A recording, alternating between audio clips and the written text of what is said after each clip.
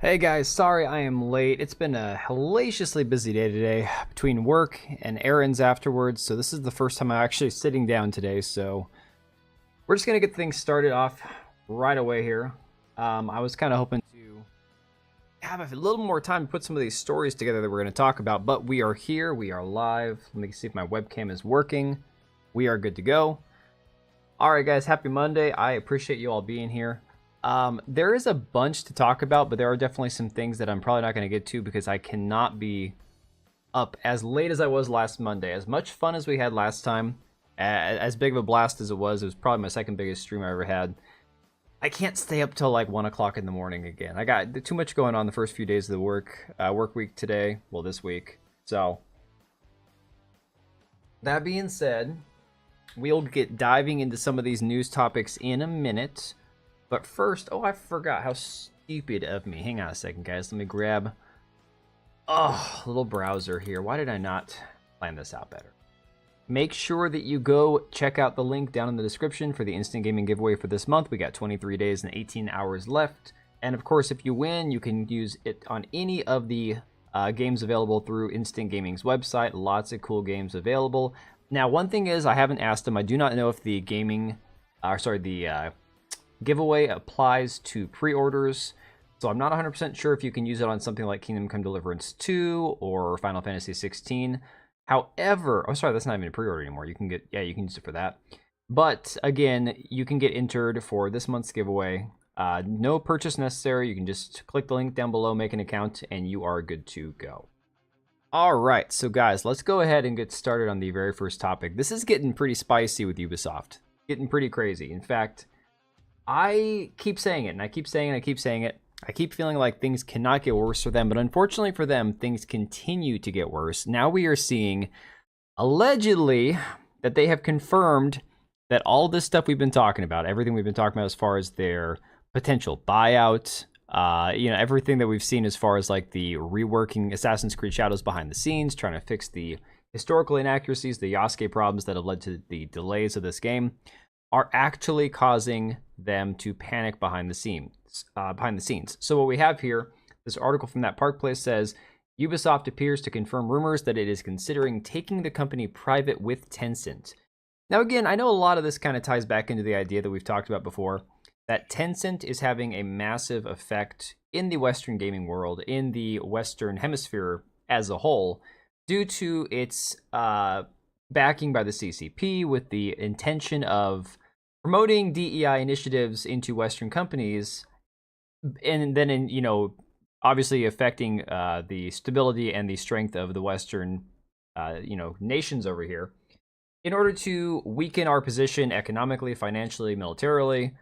And so these are obvious things that you can point to and say, well, Tencent buying up more of Ubisoft and taking control, let's say, from the Guillemot family, may not be the blessing in disguise that we were hoping for, but it is pretty fantastic to see that the Guillemot brothers are freaking out because they have ran that company like absolute dog crap.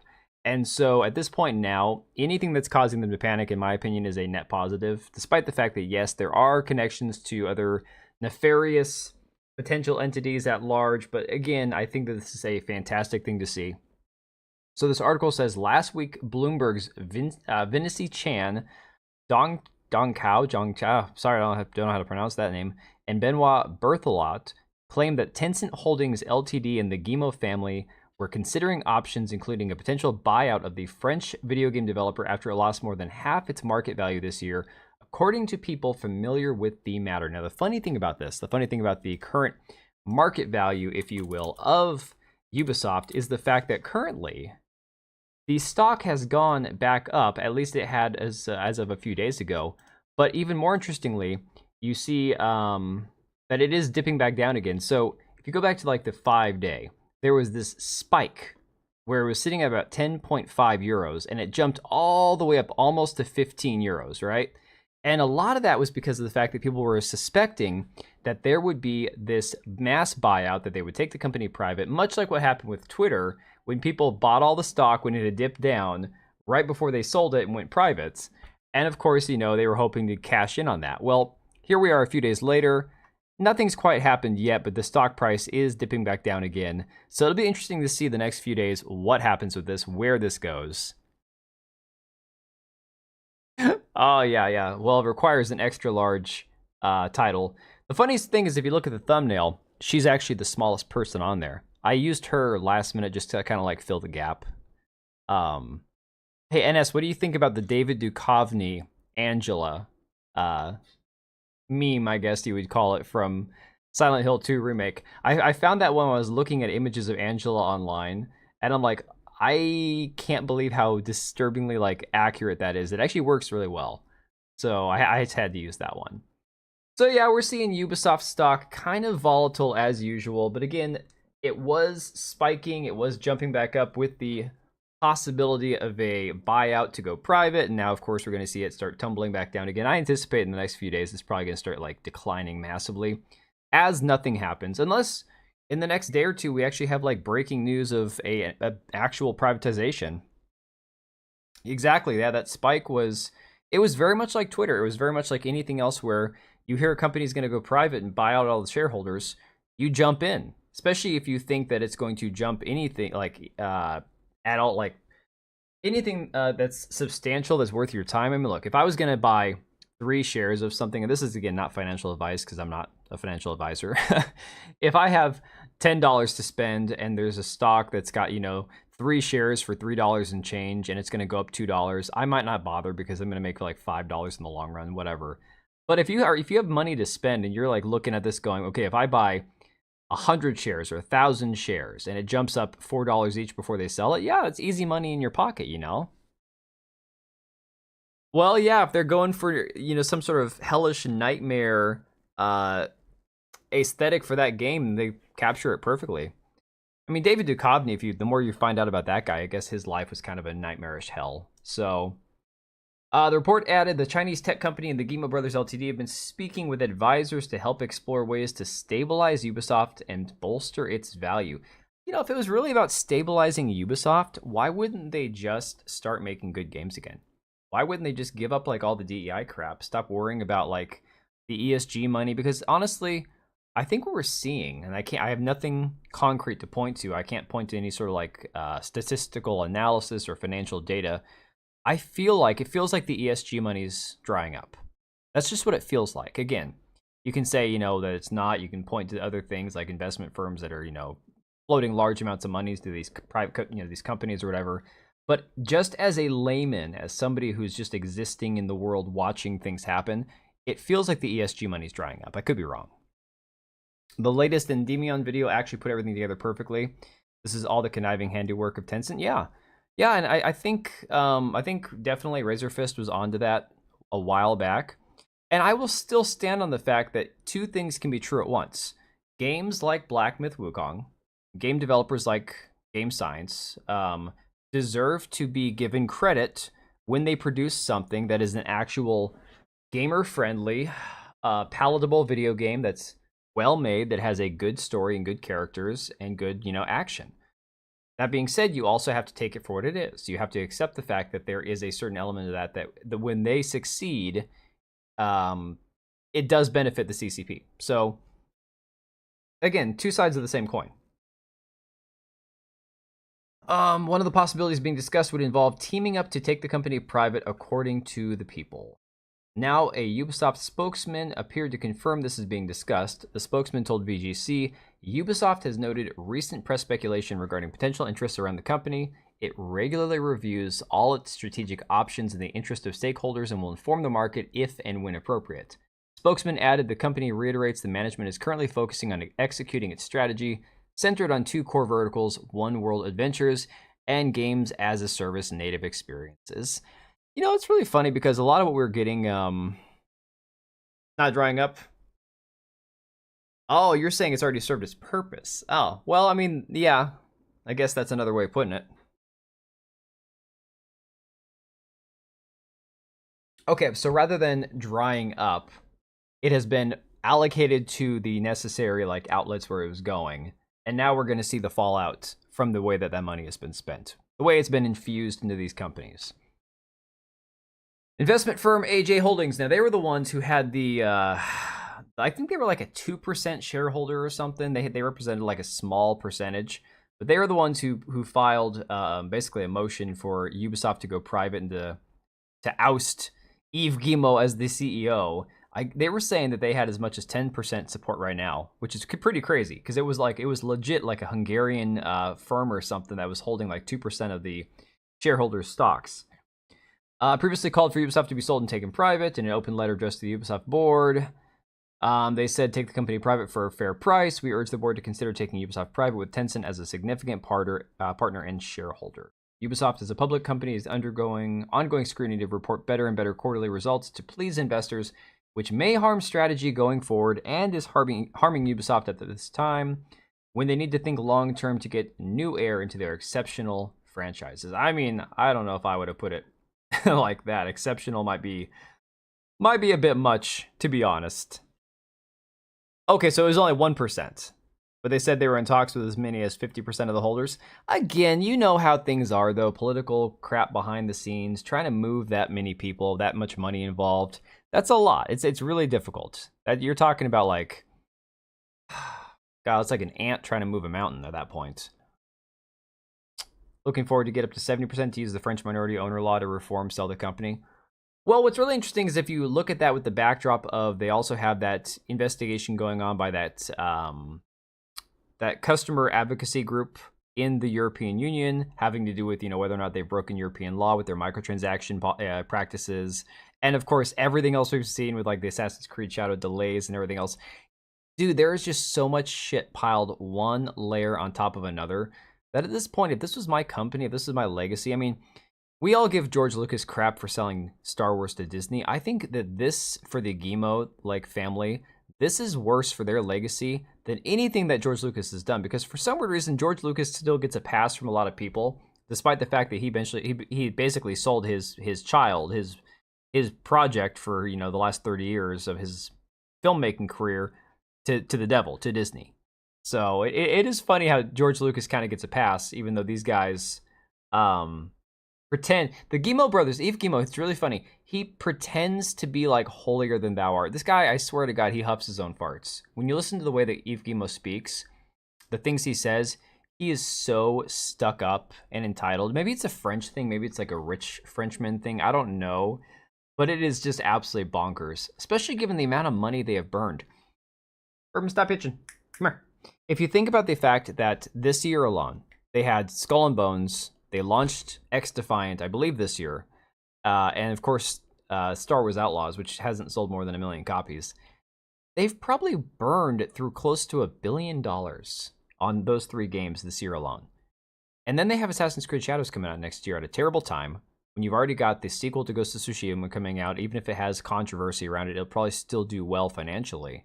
Like, what are they even thinking? What are they doing at this point? See, I'm with you there, Deadhouse. Lucas does not get a pass. And to be fair, like I'm sick and tired of like the revisionist crap where people want to act like the prequels are amazing. And I get it. For the people like the younger generation, like Gen Z, if your first real experience with Star Wars was the prequels, you get a pass. Because we all remember bad movies fondly. I have a half dozen films off the top of my head I can think of that I watched in like the 80s and 90s growing up that at the time I thought were amazing movies. Now I look back and go, those were probably really crappy movies, right? But I grew up with them. So I can give those people a pass. But people my age who are either like in their late 30s, close to 40s, or in their 40s, who go back and go, oh, the prequels are really good. It's like, dude, we hated the prequels when they came out. Absolutely despised them. But unfortunately, we look back now and go, well, compared to the Disney trilogy, sure, the prequels weren't that bad. But again, George Lucas is the one that made the prequels. So I feel like he gets way too much of a pass now, just given the fact of how things have gone, But even more interestingly now, I just saw this today. Apparently, Ubisoft has a data policy lawsuit coming out. Like, broken record here. Every single video I make talking about Ubisoft, I'm always like, all right, we got to talk about it again. We got to say it again. Things have just gotten worse. They keep getting worse. How can it possibly get any worse? Here we go again. It keeps getting worse. Yeah, it will not stop. Ubisoft is cursed at this point, whether it's their own doing or not. It's like somebody put some sort of voodoo curse on them where they can't get out of their own damn way. Like everything that can go wrong for them goes wrong. It's absolutely insane. I need to go grab a bottle of water, guys. Give me 1 second. I just realized I finished my coffee and I got nothing to drink. So this is going to be a A long night if I got nothing to drink here.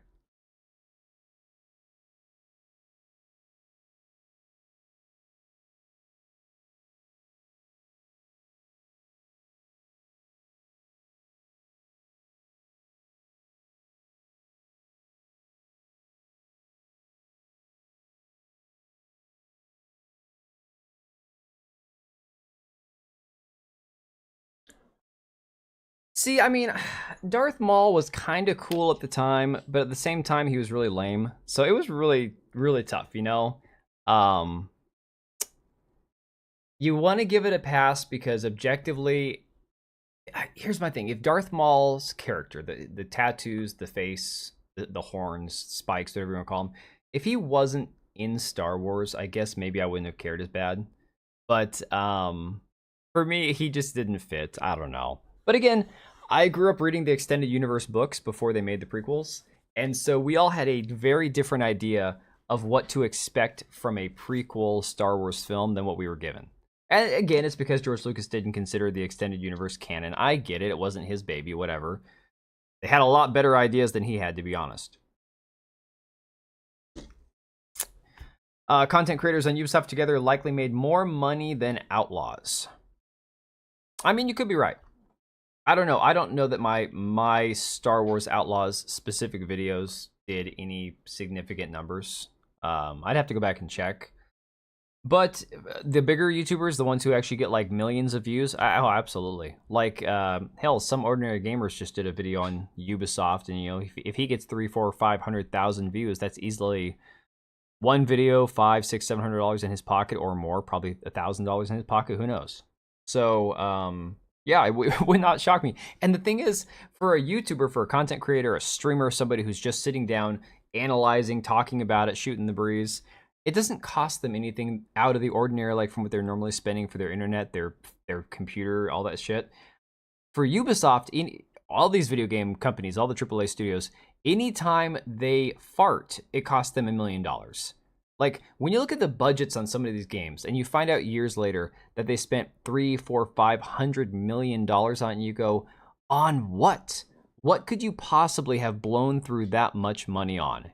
It's impossible to figure out. There's no logical like sense to it. But again, you can't expect it to be logical with these people. It is what it is. All right, let's get back to this data policy lawsuit. This is quite interesting stuff, especially given the fact that it involves Meta, Facebook, and we all know how scummy Facebook is to begin with.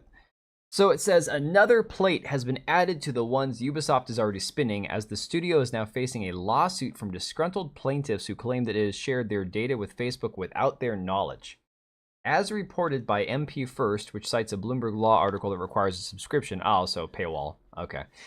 California resident Trevor Lakes and West Virginia resident Alex Rajoub are suing the French studio over claims that it shared their info to Facebook via parent company's Meta Pixel tracker. 8 years, $400 million, average to $50 million a year.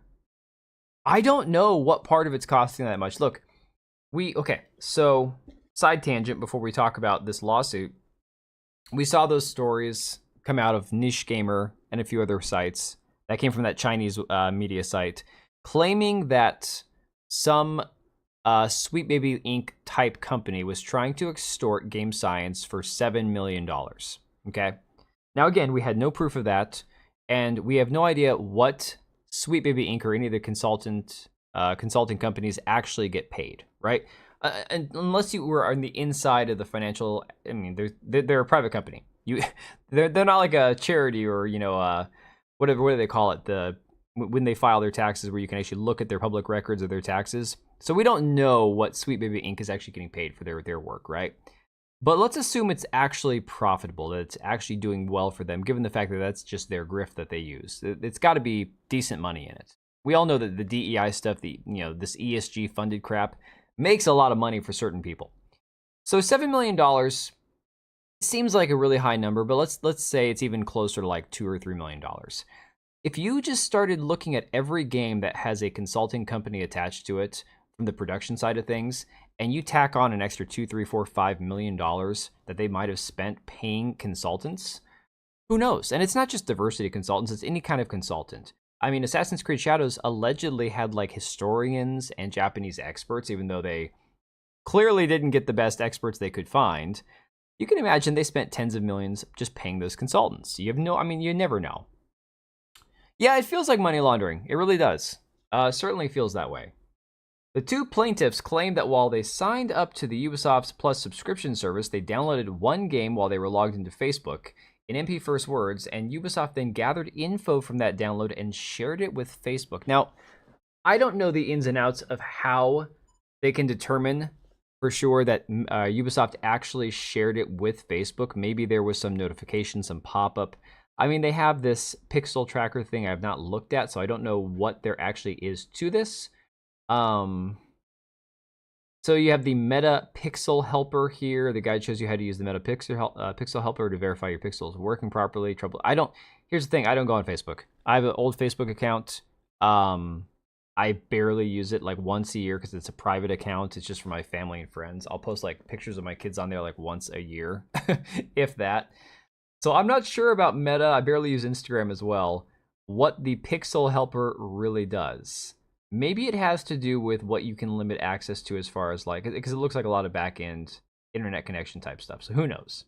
Either way, these guys discovered that their information was shared from Ubisoft to Facebook. Now, the crazy thing is, if these guys were only like the first to really try like filing a lawsuit over this, think about how many millions of people this has happened to and they haven't even noticed. Like, could this actually turn into like a class action lawsuit? Is it even possible? Oh, 25. Did you watch She-Hulk Deadhouse? Because holy crap, of the terrible shows that I watched, that my wife and I did the whole, self-loathing and masochistic, binge watching of, She-Hulk was definitely up there as one of the worst. It was only beaten, in my opinion, by Willow, which I only got through half of Willow. I made it through episode 4. We started episode 5. I said, screw this, I'm out. We turned it off. And then they pulled it off Disney Plus a month later. But yeah, when you start hearing how much money they spent per episode, and you start realizing when you break it down per minute, that some of these shows, per minute of airtime, cost upwards of like $100, $150, $200,000 a minute. And then you start looking at it going, okay, this is a TV show. This is a Hollywood blockbuster film. It's a Marvel Cinematic Universe film. Okay, so a $200 million budget, that makes sense. Even $300 million, okay, I guess that makes sense. But then you find out Spider-Man 2 costs $300 million. You find out games like Alan Wake 2, which I'm sure cost a lot of money, hasn't even made back the money that it owes Epic yet. You find out that Skull and Bones allegedly cost as high as $800 million, maybe less than that probably, but still high numbers. And yeah, it doesn't make sense what the hell they're spending all the money on. Shit at PS2 graphics. Yeah. PS2 graphics and even worse writing. I tell you what, the writing of She-Hulk was basically if you watch that show, if you can stomach watching, I guess it's like 6 or 8 episodes of that show, it is everything wrong with modern entertainment. They had twerking in the series and you watched it. Dude, I don't even want to talk about that. You shame me, okay? You shame me constantly for watching Rings of Power. And the only reason I finished Rings of Power Season 2 was because we watched the whole Season 1. We watched Season 1, my wife and I, when we started the podcast channel. We were going to do a review every week of each episode. Then, of course, we got busy with life, and that kind of went sideways. That was the intent behind watching the first season. So we had a good intention. So because I watched the first season, I had to see Season 2. I had to see just how terrible it was and what they were going to do with it. And I was not disappointed with their stupidity. It was worse than I could have imagined it being. Let's see. So the information got shared with Facebook. Legs and is this Rajoub or Raju? I don't know how to pronounce this guy's name. It's Rajjoub. Like, I got no idea, man. You tapped out at episode 6? Well, then you saw the twerking. About to say, it was a little on the nose for Mark Ruffalo, don't you think? I mean, hell, that's pretty much like Mark in real life. Dude, the show opens with him having his arm in a sling, and he's figured out a way to trap his, Hulk self back inside his human body, but for some weird reason his arm hasn't healed since the events of the end of Endgame, which doesn't make sense because he fried his arm with the freaking what do they call them, Infinity Stones, but he's the Hulk. He should have healed by now. But no, the whole show is asinine. They had to have him be smaller and less powerful than her or whatever. The entire show is stupid. Let's see. They contend that they weren't aware that their data was being shared to Facebook, presumably because they weren't aware they also couldn't give consent. Yes, consent matters, guys. Remember this. All we hear about is how consent matters, and Facebook doesn't care about your consent, apparently. As MP First points out, the Pixel Tracker has also been the subject of several other, here you go, class action lawsuits, so it's not just Lakes and Rajab that are upset with its use. To reiterate, though, it's specifically Ubisoft in the firing line here, as the original Bloomberg Law article points out. Ubisoft is being accused of sharing the data it collected with Meta, with the class action lawsuit alleging wiretapping and other privacy violations on the studio's part. Ooh, boy. That's not good. Okay. This lawsuit comes at what is probably one of the worst times it could possibly have arrived for Ubisoft, as the company is dealing with several other challenges at the moment. Back in September, upcoming RPG Assassin's Creed Shadow was delayed. Alongside that delay, Ubisoft also revealed that their Star Wars Outlaws game had underperformed. They're also dealing with challenges from some of its investors, a 3-day strike that's expected to take place later this month. Oh my god, I forgot about that. They're supposed to have a strike in October. Oh my god, this is fantastic. Amidst this turmoil, Ubisoft bosses, the Guillemets alongside investors, Tencent, are reportedly considering taking the company private, although nothing has been announced by the studio itself yet. So yeah, every time, I feel like every day, every time I make a video talking about Ubisoft, saying how it's gotten worse, it can't possibly get any worse, another shoe drops and it just keeps getting worse. These guys are screwed. Like, we're 100% royally screwed. Now we're going to talk about David Duchovny, aka Angela from Silent Hill 2. Now, again, full disclosure, since people like to throw the word grifter around and call everybody a grifter, I didn't play Silent Hill because I didn't have a PlayStation. I was a Nintendo and an Xbox guy. So, for anybody out there who wants to call me a grifter over that, sue me. Buy me a copy of Silent Hill 2 Remake and I'll play it. Tell you that. We'll go with that. Then you can stop calling me a grifter. Silent Hill 2 Remake consultant suggested the world would be better without gamers. Isn't it funny the consultants are always like, oh, we need to get rid of straight, white, heterosexual, toxic gamer bros. But it's like, the world would be better without consulting companies. In all honesty. So this says, a consultant on Konami and Bloober Team's Silent Hill 2 Remake previously suggested the world would be a better place without gamers. More like explosions and new lava popping up. Yeah. Oh, Jacob Geller. This is really a funny thing. It's like, I hadn't thought about Hit Detection for a long time. Hit Detection, this consulting company, I forgot about, because you always hear about Black Girl Gamers, Sweet Baby Inc., even Gamer X. There was the TakeThat.org place. Hit Detection is like one of the lesser well-known ones, but they do exactly the same crap as Sweet Baby Inc. They do all the same shit that we've seen before, time and time again. So the article says, Jacob Geller, who works for Hit Detection LLC, a company similar to Sweet Baby Inc. that aims to push wokeness in video games, announced his involvement in the game while sharing a screenshot from the game's credits. He wrote on X, surprise, I consulted on the Silent Hill 2 remake. I had a really great experience working with the team. Because of this, I won't really be talking about the game publicly. Have fun figuring out your own takes. That is like dripping with narcissistic, like, I don't know if it's intentionally provocative to try to like piss people off. There's something about that, there's really something about that personality type that of the kind of people who work at these consulting companies. If you reread the letter Angel Investor released, you can see them repeatedly mentioning and accusing Tencent besides the Guillemot. Yeah, no, NS, the thing is that the letter is quite long, and I'm very tired, and I have a lot to get through, so I didn't want to pull back up the entire letter and read it again. But the letter is full. It's a very well-written letter by AJ. Was it AJ Investors? I can't remember what they were called. You must have had autocorrect switch it to Angel Investor, and I just read that like, huh? People are pointing out that the characters in Silent Hill 2 remake have giant heads and you can't unsee it. Dude, the same thing goes for Dragon Age. Okay, is this an Unreal Engine thing? Is this what we're going to expect from Halo 6 or whatever the new Halo is going to be called? On top of everything being gay in the game. Like, is Master Chief going to have like a giant, like Funko Pop bobblehead style head? Because if you go back and look at the Dragon Age characters, their heads are all too big. I swear to God. Okay, do you guys remember? And I've talked about this before, but not recently.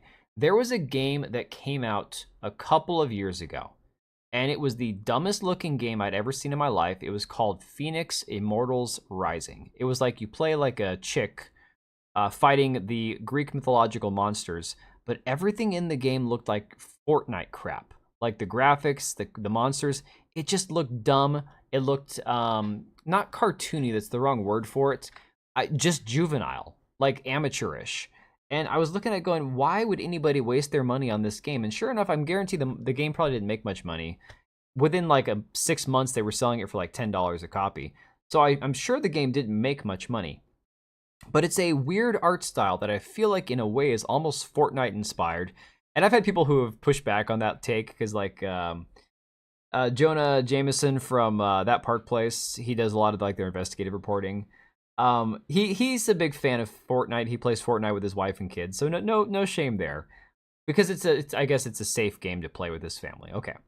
That being said, I have this massive issue with the style of Fortnite. I hate the style. I hate the gameplay. I feel like the entire thing is lazy, and I feel like it has had a negative effect on all the other game styles that you've seen, where so many games just look like that same regurgitated crap that you see in Fortnite. I just feel like it's all connected. Popular take, gamers over gamers, yeah. World would be chaotic without gamers. Screw all these pretenders who think they know better. Yeah, truth. Honestly, it's like, okay, forget about the word gamer and what the connotation of that is. You know, let's forget about Gamergate and toxic masculinity and hate speech and, you know, harassment campaigns. Take all the verbiage, okay? You don't know what's going on. You don't know how any artist, let alone entire studio, didn't catch it. It's got to be on purpose. It's got to be. So take all those stereotypes and all those hateful titles that people get as, quote, gamers out of there for a second.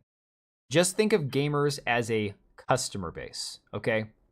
Every store, every type of online, you know, outlet like Amazon, there's a certain demographic that buys a certain type of item, and they know what their primary demographic of customers are based on the total quantity of things that they buy.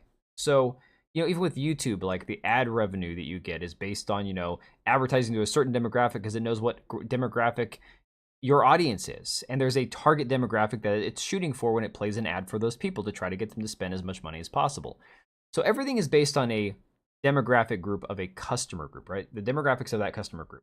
So gamers as a demographic, as a customer base, constantly get more shit, more hate than any other customer base, any other demographic that exists on this planet.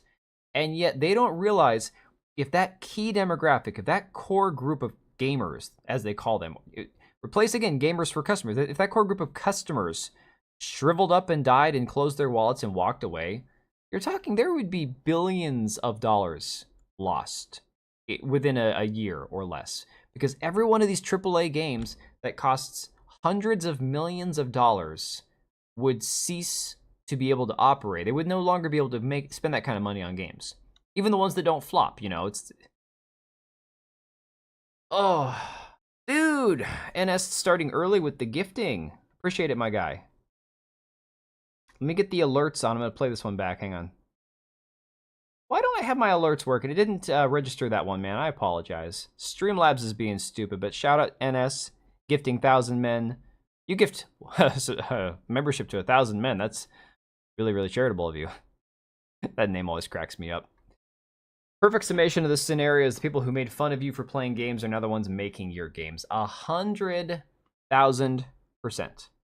And it's unfortunate because it used to be that the game developers were the nerds, the outcasts, the ones who were picked on, the ones who had to like create their own thing, the ones who had to, you know, find their own way because they weren't the popular kids in class. And I have always lamented, I have constantly lamented the fact that, unfortunately, while when I was growing up, gaming wasn't popular. So you kind of like, if you had a friend or your brothers that you knew, you played video games together, you could talk about it, but you didn't talk about it in public. It wasn't popular. Even when I was like a teenager, we didn't talk about video games around girls. We didn't talk about video games around the jock popular type guys. You talk about video games with the other guys that care about video games, because otherwise you look like a loser or a nerd, whatever.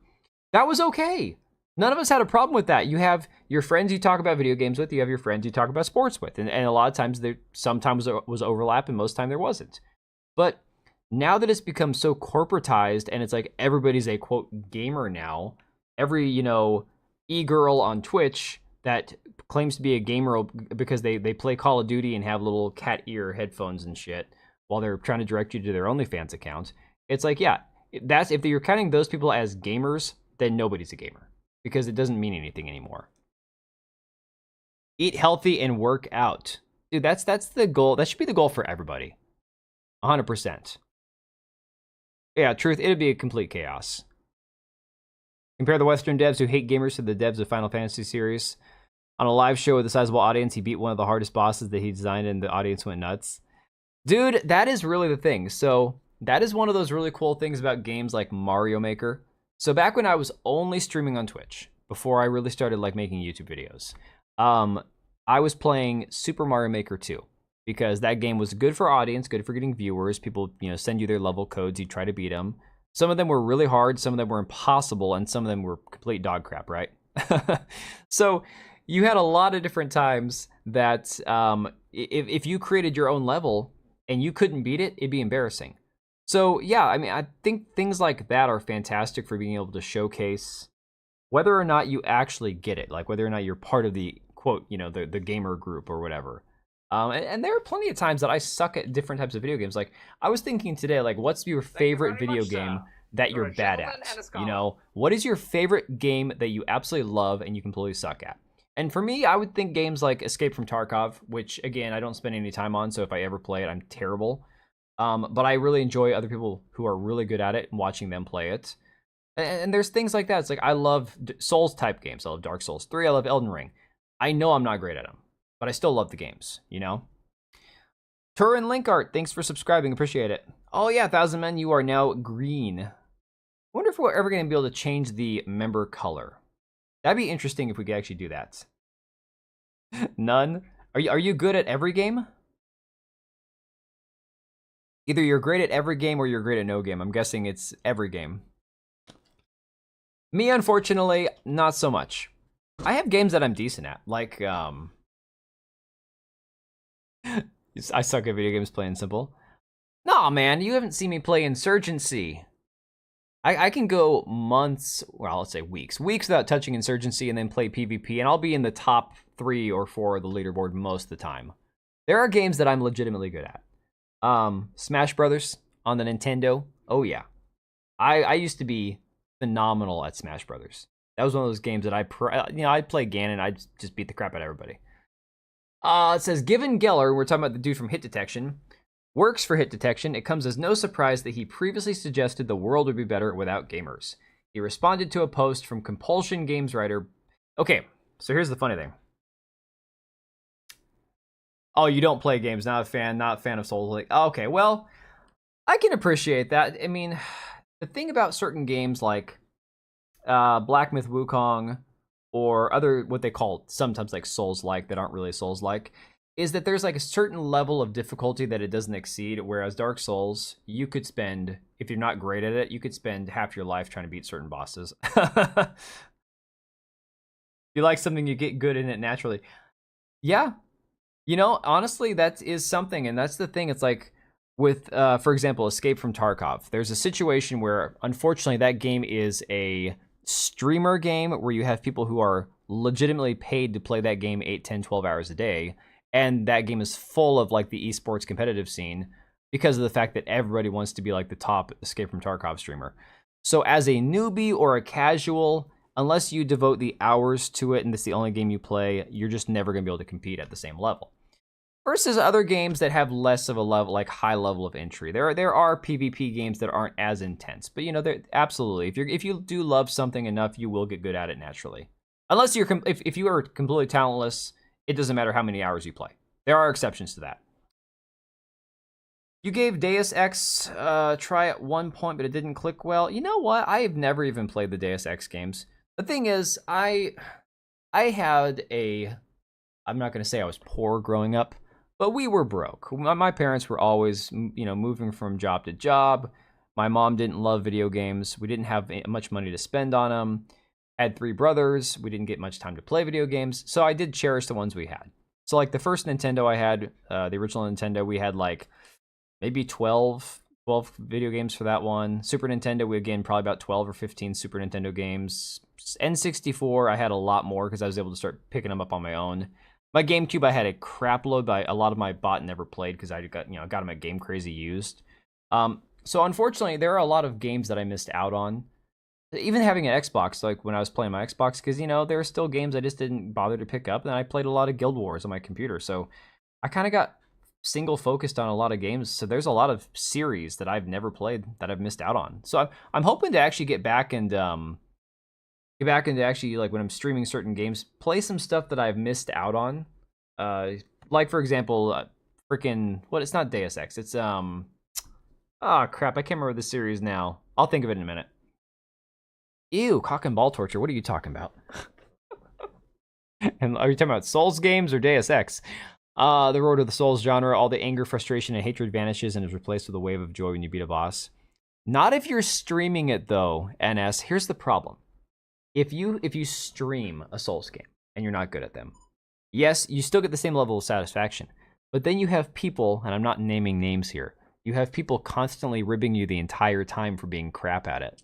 So it adds a whole nother level of frustration, even if it's being done like in good fun, which I can respect.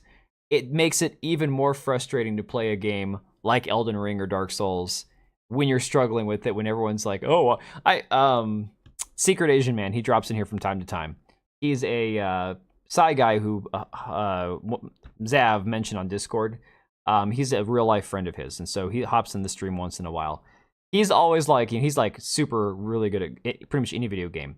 So I'd be streaming a game and he'd drop in and be like, oh yeah, I beat that guy my first try, and I'm on like try number 30 or whatever. It's like, that's not helping, okay? You just use that phrase as a greeting? Ugh. Yeah, Deadhouse, I didn't get into Guild Wars 2. I 100%ed every one of the DLC, well, not DLC, I guess they call them expansion packs for Guild Wars 1. Even like the snow one with the crap, I can't remember the name of the freaking creatures on Guild Wars now. It's been so freaking long since I played it. The Char, I think they were called. Big cat-like guys. Eye of the North, I think was the final expansion. I 100%ed all those. I had characters that had all the titles and shit. But then it was like, I realized how much of my life I had wasted, like 2,000 hours in 1 year playing that game. So I was like, yeah, I gotta go outside, touch some grass, go to the gym, do something physical. You never owned a console in your life?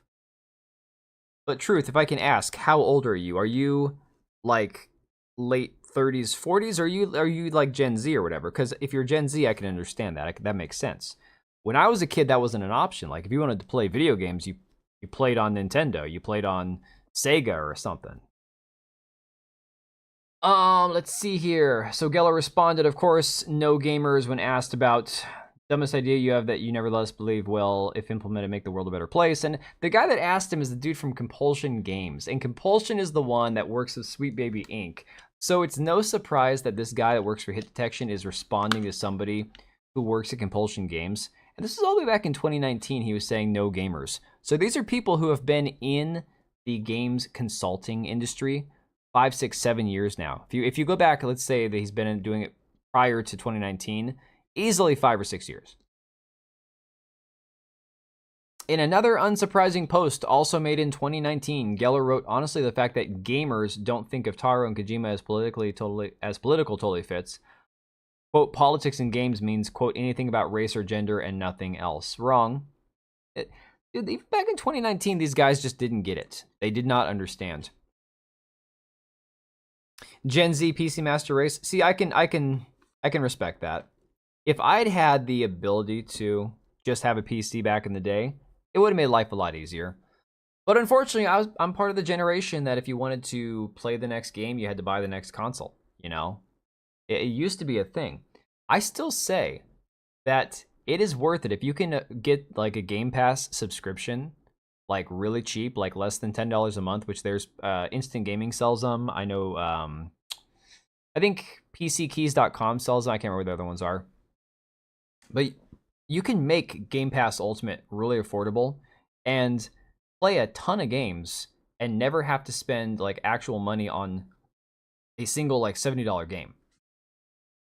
That being said, a lot of times the games you get are shit, but the ability to play games on computer now is greater than it's ever been. So I 100% can understand people playing on PC now and never even buying a console. I mean, if you have an emulator, which I know Nintendo keeps shutting down, but you know, provided you have a way to play a Nintendo game on your computer, I get it. 25, yeah, no, I again, I totally get it.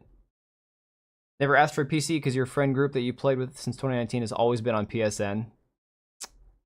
Well, you know, Richie, I get that, but at some point, you know, when you make your own way and you start doing your own thing, like I don't play, hell, I play like nothing with anybody else. I'll play like random, you know, pickup groups and stuff on Insurgency and games that I was just checking out, like that Starship Troopers game, because I just flat out don't have the time to dedicate to like, oh, me and my friends are going to play online. I'm 38. I have 3 kids. We just got done with baseball season, thank God.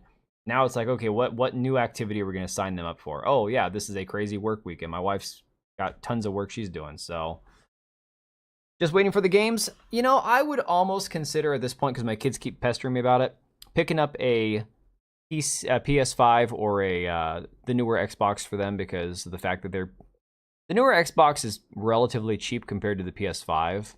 I think it's cheaper if you buy the digital. That being said, I feel like it's so stupid, you know? Like, what's the point? I mean, they can play all the Game Pass games on their computer, so why buy another Xbox, you know? In 2018, he also wrote, and this is again the guy from Hit Detection, I totally understand the defensive response to our medium, but it's not at all inaccurate to say that far-right groups are trying to recruit gamers. Oh boy. Much of today's alt-right, dude, this was 6 years ago. These freaking clowns were saying this shit. Far-right groups are trying to recruit gamers. Much of today's alt-right grew out of the Gamergate and its sympathizers, and organizers like Bannon and Milo preyed on those groups. Oh boy, Milo Yiannopoulos, yeah. A dude who I didn't even know existed until he was no longer relevant. And now I know he's trying to like rebrand himself now and shit, but like, wow. You're here on 2 accounts, Hunter. Like, what are you doing, man? We ain't got no games coming? No. No, there's no new games coming, unfortunately. Very similar model that Call of Duty and Sony have. They know they won't stay relevant for long if they don't come out with a new product every year or so. It's really sad. It's a big problem in the gaming industry. There's no passion. And again, we saw this in that video I did on the Xbox Microsoft situation with Halo Studios and all the activists that are running the game studio now. None of them are passionate about Halo, despite what they say. Sorry guys, I'm cooking here. Every one of them's a freaking activist. It's a job. It's a grift. It's a paycheck. None of them actually care about video games. So the reality is, these guys, it's a soulless entity at this point. It's why we keep getting corporate slop year after year. And very few really, really good games hidden in between those. There's a few gems now and then. Some really good games. But unfortunately, it's just why the industry is so terrible. Is just the reality that so many people working there, it's just another job. It's a paycheck. They don't know what they're doing. They're not talented. They don't have the skills or the natural talent to make good games, you know? You were sucking at Deadlock. Well, you're beating me. I've never even gotten there. Christian equals far right to them. So that's the weirdest thing. Okay. Completely separate topic, because this is more about James Lindsay, which a lot of people might not even know who James Lindsay is. I'm only loosely aware of what what he does and what he's done. He's on this kick right now where he's calling right-leaning or right-wing people who are religious the woke right, because they have like nationalistic leanings and religious beliefs. And I'm like, So how are you any different than you know, left wingers who look at anybody who's slightly right of center and call them, you know, fascists or whatnot? I'm so confused. Like, I know so many people who are considered right leaning or right wing, and I'm like, no, no, I'm far more right wing than these people. These people are like 90s Democrats. These people are just like middle of the road, milk toast. Everyone just get along, live your life, you know, kumbaya and all that. I'm like, that's not right wing. That is not right leaning. In July 2018, he also posted, gamers lose their mind if someone reviews Destiny 2 without having played 10,000 hours of Destiny 1, but can't understand that decisions about uteruses shouldn't be made by people who don't have them. Oh boy, he's one of these guys. He is, male feminist. Y'all, you gotta watch out for the male feminists. They call everyone right of Mao far right, exactly. Is it just a pushover who disagrees but gets out of the way when booped? Maybe. Well, Vash, is it Vosh or Vaush? Vosh. I think it's Vosh. That's the same dude, though, who I actually have the recordings of him from his streams talking about how possessing a certain type of content involving people below a certain age should not be illegal to watch. This is the same guy who I believe has advocated for the same thing with animals. So, yeah, very, very suspect. When you look like that and you believe the things he does, it's very, very interesting. Last console he played was PS3. The arcade machine in the garage. Oh my god, arcade machines. Yeah. Dude, arcades are the stupidest thing. Can I say my piece about like arcades? Like single game arcades. It is so funny because Neon from Clownfish TV. I knew that he and his wife had a studio, right? And I knew that he had his kids and they all game together, and that's awesome. I love that. So on Twitter the other day, or like last week or whatever, he posted some pictures from his studio, which is also their arcade, their game room. And he's got like 8 gaming PCs on the wall. He's got a bunch of arcades set up, like a bunch of different arcade games. And I'm like, oh my god, I'm so jealous. I wish I could have this kind of setup. And I start thinking to myself, what is it about arcade games that makes all of us like stupid jealous? It's one game. It's one game on a giant machine.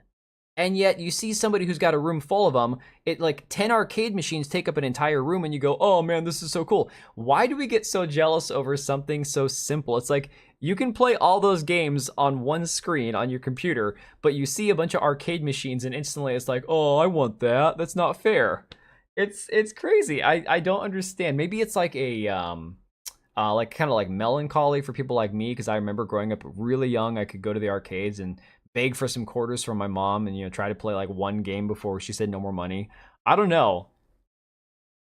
$1,500 game machine with switchable cards. That's pretty cool. Oh, I am a massive believer in physiognomy. And that's why I say the thing about the male feminists. Typically, male feminists always have the same physiognomy.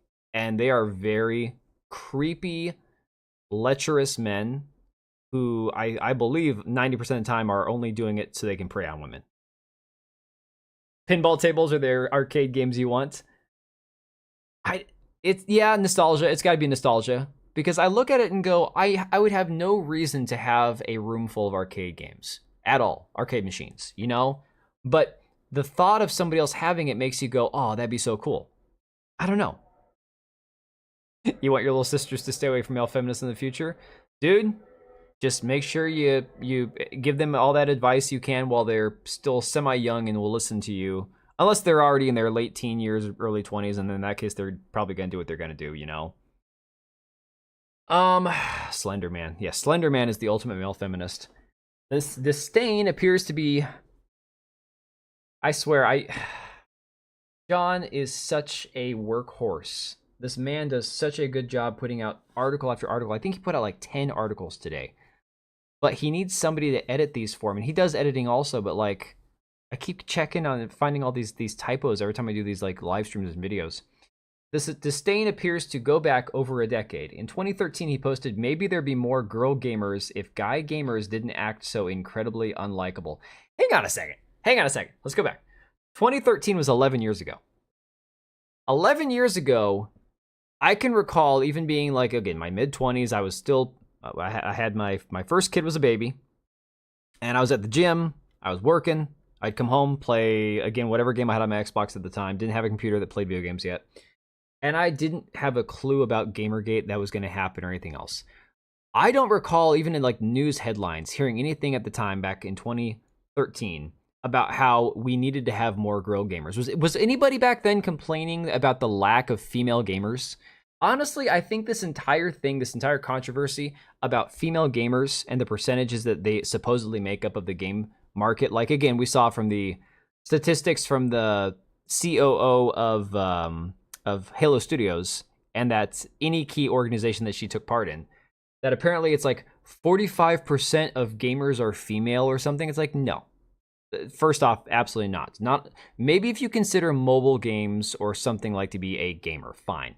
But I don't understand. I think they were intentionally trying to create a controversy to push girls into the hobby, to try to convince them that by not partaking in the hobby, they were like being ostracized or discriminated against, so that they could simply flood the marketplace with a new influx of like customers. I feel like it was like artificially created by the game studios themselves, or somebody involved trying to create an influx, a mass influx of new customers. You skipped first game. I didn't know first Gamergate was a thing. I didn't even know that was a thing at the time. So it's got a Michael Jackson fighting game on it. Oh, I remember that. Oh, see, now I'm having nostalgia. Her stats is my mom playing Tetris on phone once a week. I mean, hell, I had Angry Birds for like a month. Got it because my wife was in labor for like 2 days, and I needed something to pass the time because I had like 103-degree fever, you know? it was just a thing I had, and then I got rid of it. Self-fulfilling prophecy, yeah. So yeah, they created this need for girls to feel validated by becoming quote-unquote gamers. And now you have the controversy because all of a sudden they tried changing the market, tried changing the games themselves to appeal to this customer base, when the reality is girls are going to play games the same as guys, and they're going to watch movies the same as guys, and most women are not completely unhinged feminist lunatics who want something that's going to pander to them needlessly. They just want a good movie or a good game, you know? Let's see here. All right, let's finish up this article. Man, it's already getting to be late. It's 10:40 already. I've barely gotten through half my topics. Again, Geller's posts that belie his thinking is not surprising. In fact, this is just another piece of the mountain of evidence that fits novelist Isaac. Okay. This is where John likes to include certain things in his articles, which is cool. It doesn't work well for streams, which is fine. Of course, you have Savvy Artist pointing out that you'll never believe what this individual believes either. And again, it's this guy here. No gamers. NPR is very worried that gaming is going to turn kids into Nazis. Yeah, talking about Milo and Bannon, of course. It's weird because this is in Russian. I don't know why it was in Russian, unless that's weird. And of course, Hit Detection, where he works, is all about making games better for everyone. Hit Detection is a video game consulting firm with a global presence. We bring decades of experience in games, media, consumer electronics, and interactive entertainment to deliver the most comprehensive and accurate insights to clients who have trusted us for many years. Among the esteemed clientele that we are able to publicly reveal, this is the concerning thing, guys. This is the part that I find really concerning. So these are the ones that they say they are publicly allowed to reveal, is Bloober Team, Remedy, and Sega. So despite the fact, and this is something people need to start paying attention to, despite the fact that Sweet Baby Inc. has now removed several companies from their client list, that doesn't actually mean jack shit. That doesn't mean anything. The reality is, if there's negative press, but they have a contract or some sort of obligation where they still want to hire these people, they just don't want to say that they're hiring them or say, publicly announce it, there's still going to be games that Sweet Baby Inc. or Hit Detection, Take This, any of these other organizations like, GamerX, Black Row Gamers, are working on that they're not going to publicly disclose because they don't have to. Again, if you could hire somebody to do private consulting for your game, it's up to you and that other person and whether you list them in the credits or not. I don't think there's any sort of legal obligation that you have to list somebody in their credits for a game or a movie if they don't want to be listed. Our commitment to building a team from a variety of backgrounds, including underrepresented groups, is a superpower that allows us to provide unique and varied perspectives, setting us apart from other firms. No, it makes you exactly like all the other firms, every other one of them. This diversity is a strength. Do you know how many times we've heard the whole diversity is a strength argument? Every freaking time. And every time it comes up, you can look at a million different statistics or different charts that will show that diversity does not equal strength. You can have strength with a diverse group of people, but diversity alone does not strengthen anything. Oh, is he Jewish? I didn't know that. Always invite female members of my family to play with me, but most of them would say that this is for boys only. And here's the thing, Truth. I don't think that needs to be something that's reinforced. That's something where you need to diversity of thought. Yeah, I mean, but they don't have diversity of thought. So with far as girls go, okay, my daughter, she plays video games just like my boys do. They all enjoy them. In fact, I think honestly, my daughter's probably better at them in some situations than one of her brothers. But that doesn't mean that she's going to always be as into video games. That doesn't mean that we need to change video games to suit her, because there are plenty of games that appeal to everybody, The economic study that led to these dumbasses correlating diversity with strength is now being called a fake and having done more harm than good. I remember hearing something about that, but the one that I always see pointed to, especially in the UK, is how a couple years ago the British, I want to say, is it Manchester? One of the UK soccer teams has like not a single person on it who is from England. Maybe it was like the World Cup. So you have an English soccer team full of people who are all different shades of brown, not a single pale white English-speaking or native English-speaking person on the team. And their entire motto, their coach, the organization, was promoting this thing about how diversity is our strength. And the team lost the championship. Despite being far more diverse than I believe it was the Italian team, which was made up of a bunch of big-nosed, dark-skinned Italian guys. Despite them being, more ethnically homogenous with their national, origin, the English team was somehow better because they had diversity as a strength. And it doesn't mean that diversity is a weakness. It just means that, diversity alone does not equal strength. No, I don't need you, Google. Go away. Sega just announced Alien Isolation 2, which is being created by Creative Assembly, which made that awful Hyenas. Oh! Are you serious? No way. Dude, okay. I'm gonna tell this story one more time because I've told this story before and I'm gonna tell it again. I was part of the Hyenas Alpha. I got invited into the Alpha. I did the training tutorial thing. I went through, learned how to play the game, learned what the enemies would look like, learned how to extract, the basic idea of the game. Get done with the tutorial, I go to the main menu, I look at the few playable characters that are there, and one of them is this god-awful looking drag queen character, and everything else looks like characters from Concord, and I uninstalled the damn thing. All right, Minikata, no worries. Yeah, if you want to have diversity in a game or a movie, write it in a way that makes sense. Again, I'm going to use Rings of Power as an example. And again, NS, don't hate me for this, but I have to talk about this for a second. It doesn't make sense in a show like Rings of Power when you have an established world with elves all being the same race of people to have an Asian, black, Hispanic, and white elf all from the same race of people, all from the same essentially lineage, because a lot of the elves came from a lot of the same families.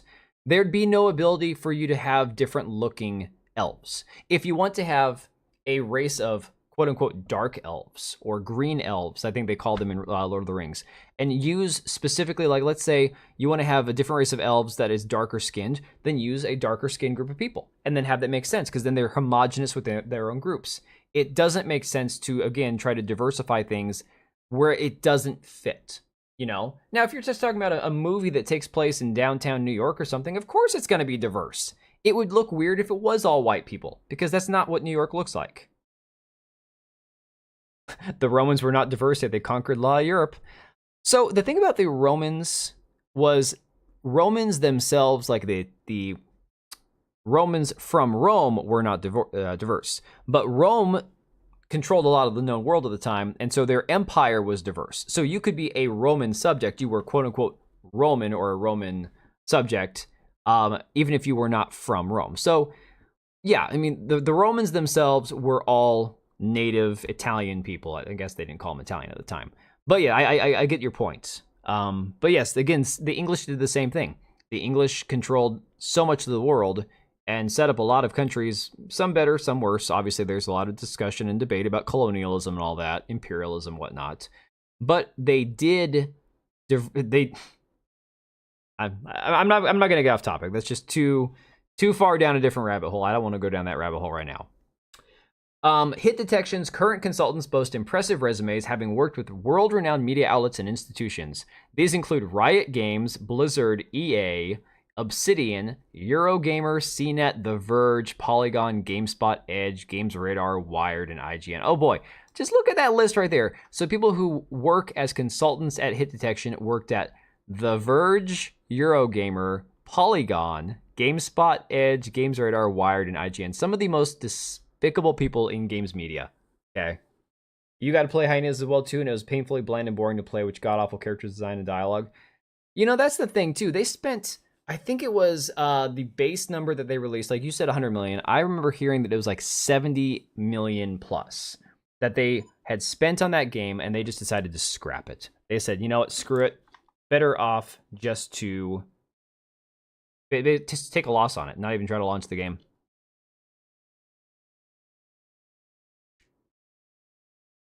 Well, NS, I mean, I can agree with that to a certain point, without being like all philosophical and shit. I think homogenous societies, and you could now.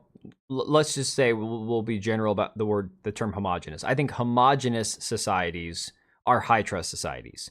As far as like America goes, obviously we're going to have a much more diverse ethnic group or combination of ethnic groups than other countries like England or Scotland used to have, or France or Russia or China or Korea. But whatever homogenous looks like to those people, a homogenous society is a high trust society compared to a diverse society. I think that that's a fair assessment. Video of a panel of women that talk about DEI. One thing they mentioned is a tactic that they use called managing up. I mean, Casey, it's worth sending me. You could always try to, if it won't let you link it in the comments on this video, you could always just try to put it in the chat and I could take a look. Let me see, what does this say? Just played a PS4 game that was $5.99 from Steam called Pacify, horror co-op game. It's the most fun you've ever had in the multiplayer. Dude, I've seen Pacify before. I think I've actually got it on my wish list. I just never bothered getting around because, again, multiplayer, dude. Most of what I play multiplayer, I play, for an hour before I go to bed, like Insurgency, or I play single-player games, Playing Walking Dead Telltale Season 1, it's great, and no pandering DEI stuff. It's even has a black protagonist. It's not forced diversity. Yeah, I mean, people seem to forget that black characters, especially in film, have existed for a long time and have been fantastic for a long time. Like, for example, Denzel Washington has always been good, despite, having some shitty movies, up until now, where you have this Gladiator 2 movie that nobody asked for, where, unfortunately, he's going to be the subject of a lot of controversy, given the fact that they decided to replace Proximo from the first movie with a black guy in the second movie. And again, I have all the respect in the world for Denzel Washington. I think he's a fantastic actor. Book of Eli is a highly underrated movie, in my opinion. Fantastic film. But unfortunately, even roles like that, you got to go, I don't understand the thinking behind that. Like, I don't know. I get that in the Roman Empire, like I said, very diverse as far as like the level of territory they were able to like cover. So it's very likely you could have had a black merchant that rose up through the ranks or whatever. Fine. That makes sense, especially if he was a gladiator. Cool. I don't know. I just feel like that there's so many good actors who are going to be scrutinized, rightfully so occasionally, for partaking in all this diversity initiative crap, despite having a good history of like making good films. I mean, there are plenty of guys. I grew up watching Denzel Washington films and freaking Danny Glover and Morgan Freeman. God, James Earl Jones, rest in peace. That man, every movie he was in was phenomenal. Everything I saw him in was fantastic, you know? Oh, Buzz, have you not seen the trailers for Gladiator 2? Okay, I'm going to give you the it's not out, but basically spoiler. If you watch the trailers, it's Gladiator 1 just with different characters. It is completely the same movie, different characters. So Gladiator 2 is the Joaquin Phoenix's sister. Her son Lucius goes through the same shit Maximus does, where his uncles decide to take the throne. I guess they're his uncles. I think they're his uncles. They're like two brothers. One of them looks really gay. Decide to take over. He gets sold into slavery or captivity or whatever. He gets sent away. Comes back as a gladiator. Has to fight the general. The same kind of crap that we saw in the first movie. Denzel Washington's character is Proximo's character from the first movie. It's the same exact storyline, just with Denzel instead of Proximo, Lucius instead of Maximus, and freaking Pedro Pascal, the other guy. Pedro Pascal is in it as the villain, and I hate Pedro Pascal. The man is so overrated, overhyped, and incredibly soy. He is by far the most male feminist, like raging soy infused actor in Hollywood, in my opinion, other than freaking Mark Ruffalo. No, I did not see The Exorcist 2 Heretic. I did not see that one. Dude, I don't understand, Buzz. I don't get it. Why a second freaking Gladiator movie? I don't understand. What's the purpose? What purpose does it serve other than cash grab? So whatever. We're gonna push through a few more of these articles real quick here, just because I want to not be up super late, guys. Square Enix pushes Pride with little goody two shoes. Immediately turns off comments, and you can see right here the tweet. Who can reply? Nobody. 1.2 million impressions, only 1.3 thousand likes, and 1.2 thousand retweets or quote tweets, like I said. Absolutely baffling. And of course, you see people posting again the video about how Square Enix has been seriously compromised for years. They don't want you to notice how some don't understand or like it.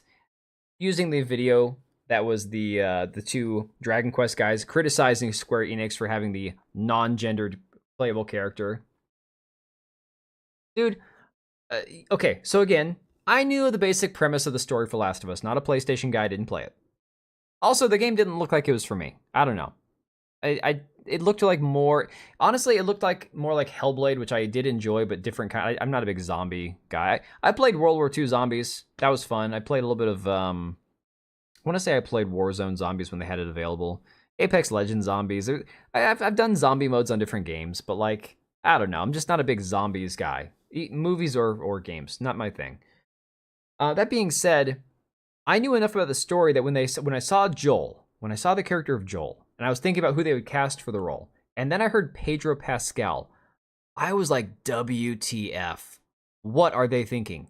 Like, what in God's name are they thinking putting Pedro Pascal in the role of the big, good-looking, gruff guy with the beard and the flannel? Like he looks like a big manly, like mountain man almost, like lumberjack. Yeah, Hugh Jackman, somebody masculine, Oh my god, I'm so glad I didn't watch the Total Recall remake. Yeah, Natsuno, I didn't play Dragon Quest either. But I certainly am not going to touch the remake. They also mention ERGs early in the video. Oh, interesting. Look what they did to the Joker movie. Well, we're going to get onto that in a second. So, yeah, you got Square Enix. After their Pride Month post here, they locked the comments. And again, I don't understand it because I thought Pride Month was just June, my birthday month, Father's Day month. My wife and I have the same birthday. So every June, if we go to like a baseball game for Father's Day, I have to determine whether or not they're going to talk more about Black History Month. No, sorry, not Black History Month.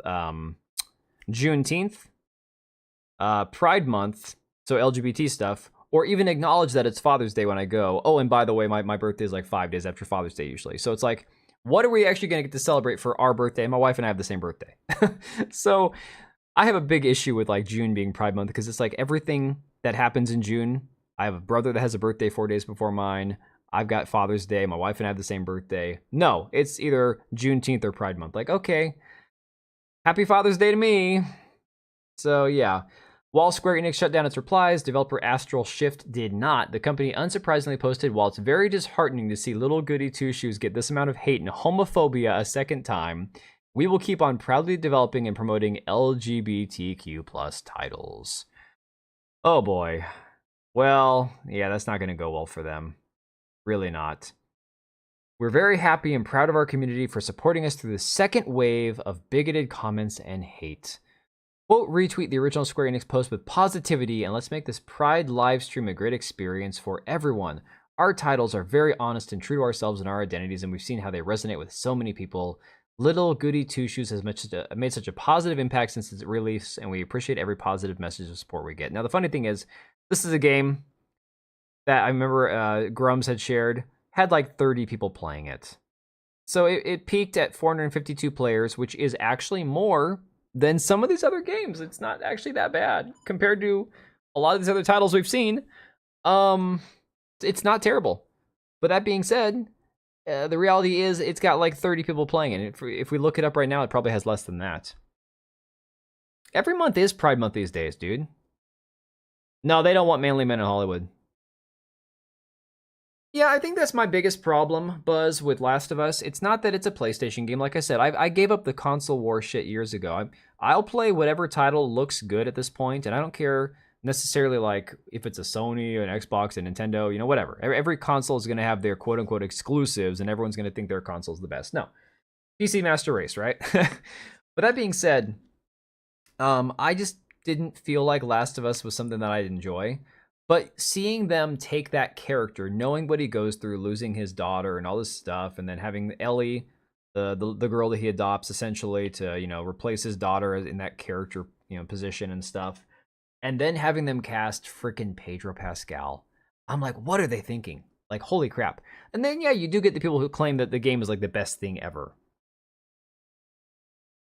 Second only to Jason Schreier's voice. Hey, John, funny story. I've never heard Jason Schreier speak. Thank God. I've seen a lot of his tweets, read a lot of stuff from him. I've never had to listen to him speak. Yeah, sharing a birthday with the wife makes things interesting. Although, it does make things difficult because let's say that, you know, our family doesn't exactly plan our birthday for us anymore because we're all adults. So if we want to do something for our birthday, we have to decide between the two of us, okay, what are we doing for our birthday? And that makes it very, very difficult. Plus, we have twins. And so we have 5 people in our household and only 3 birthdays because my wife and I have the same birthday. My twins share a birthday, and then my oldest son has his own birthday. So, huge appeal of The Last of Us is that it sort of brings back the masculinity. You get to play as a dad of the past and have a redemption arc of sorts. So the game is pretty good. Yeah, I'm not hating on the game. I think the game is fine from what I've seen. I saw somebody do some playthroughs of it, and I caught part of it. The game seems fine. I just feel like the game might not be, you know, something for me is all. All right, so since you mentioned Joker, try Walking Dead Telltale better than Woke Last of Us. I'll give it a look. Since somebody mentioned the Joker, there's this new article from the Hollywood Reporter that came out. We'll just kind of briefly go through it real quick. I want to start getting through a few of these things here. But you recommend watching Geller on MinMax podcasts, especially ones where they discuss Stellar Blade. His voice is exactly as you'd expect, if not worse. Oh God, dude, I don't want to watch MinMax. MinMax is the one that shit. I saw something that Savvy Artist had posted about MinMax now, and I cannot recall what it was. Second only to Jason. Yeah, I'll have to look up some videos of Jason Schreier now. So this article from the Hollywood Reporter says why no one will get fired over Joker Folie et Deux. It's a huge disaster, but what is the fallout, asks one source after the sequel to the $1 billion hit bombs at the box office and is rejected by critics and audiences alike. It says when Michael DeLuca and Pamela Abdy took over as co-heads of Warner Brothers Movie Studio in early June 2021, one of the first decisions they made was to move forward with the sequel to Joker, which was a terrible decision. I'm on record saying the first movie was good. It was fine. I thought it was really interesting. I really enjoyed it. I watched it one time. I will never watch it again. Simply because like I don't have much time to rewatch decent movies. You know, if we want to sit down and watch one of the Lord of the Rings movies, I'll watch that. If we want to watch Braveheart, I'll watch that. Gladiator, Patriot. Black Hawk Down, U571. These are movies that are worth watching more than once. You know, old like in 1980, Star Wars. Okay, these are movies that are worth watching. A movie that's just decent, that's come out after the year like 95, 2000 even, I'm probably not gonna watch more than once if it's just decent. So it says let's see, virtually all the key deals were already put in place by their predecessor, Toby Emmerich, with A-list director Todd Phillips and star Joaquin Phoenix getting $20 million paydays and the film landing a rich net budget of $190 million after the first film cost $55 million. Oh boy. Dude, they increased their budget by like 350%. That'd be insane. I'd be ruining my YouTube algorithm by looking up videos of that beta soy boy. Probably gonna try to remake Braveheart with a black woman. Dude, that'll be like the Black Jarl from that Viking show, right? Is it Vikings that's on? Where they have that black chick that's the Jarl. It's like, what the hell are you thinking?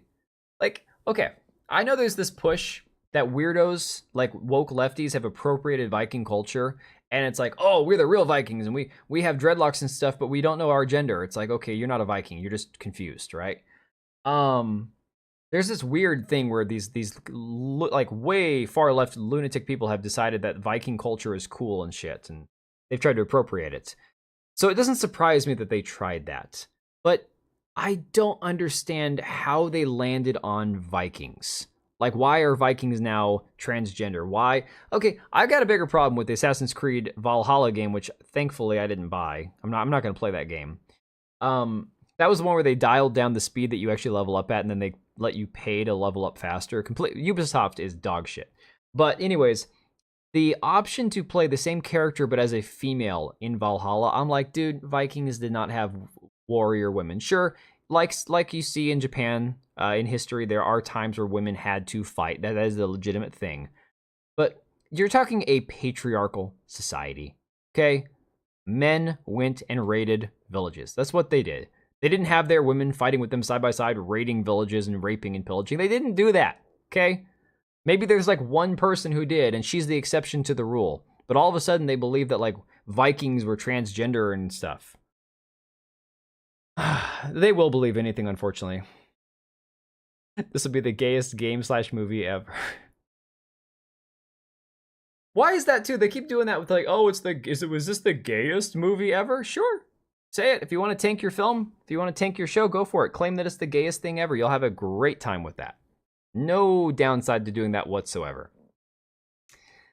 Phillips is a huge asset for Warner, his home studio. Yeah, and now he's already said he's done making DC movies. Okay, huge asset. One small outstanding matter was Lady Gaga's perk package. Within weeks, the papers were signed. Her pay was $12 million, and she officially joined Joker. Abdi and DeLuca could have said no to making the film, but they would have been the laughingstocks of Hollywood, considering the astonishing success of Joker and its record-shattering ride at the global box office. Okay, blah blah blah. Domestically, it opened well behind DC's 2023 The Flash. Wait. They actually said it opened well behind The Flash. The Flash did terrible. The Flash bombed, like really bad. So saying it opened well behind The Flash?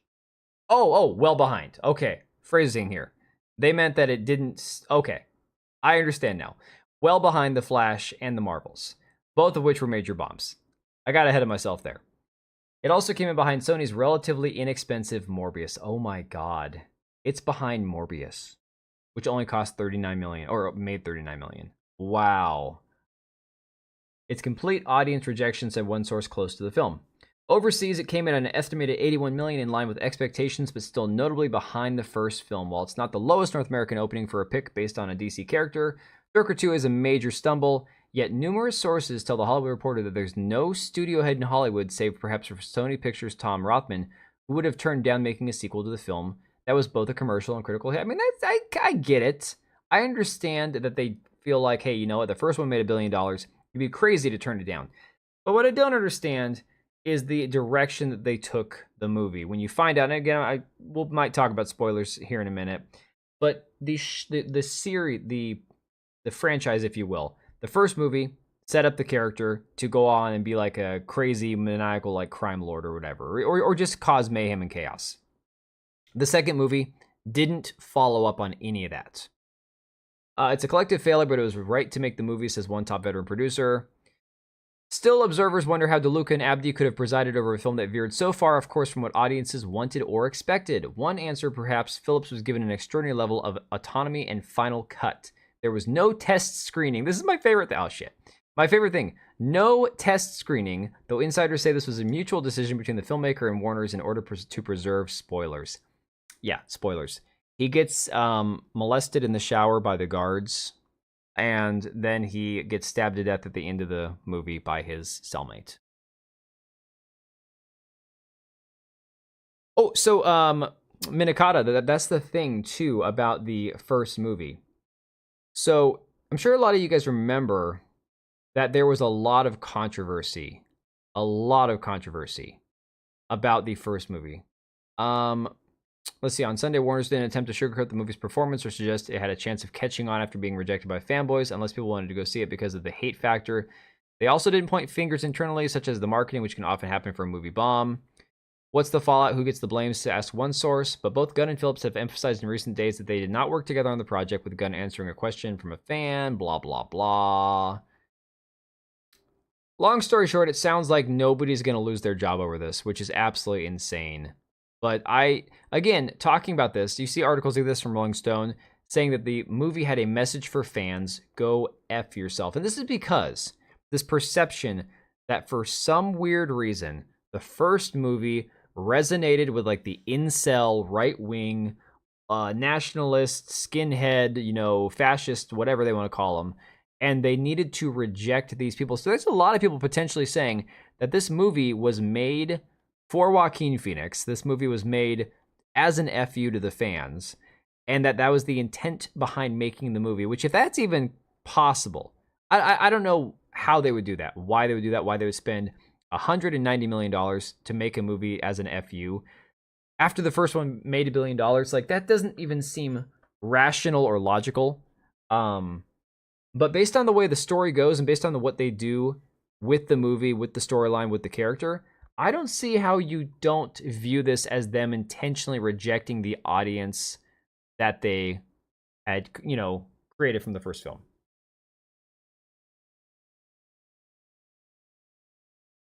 Does he, NS? I didn't know that.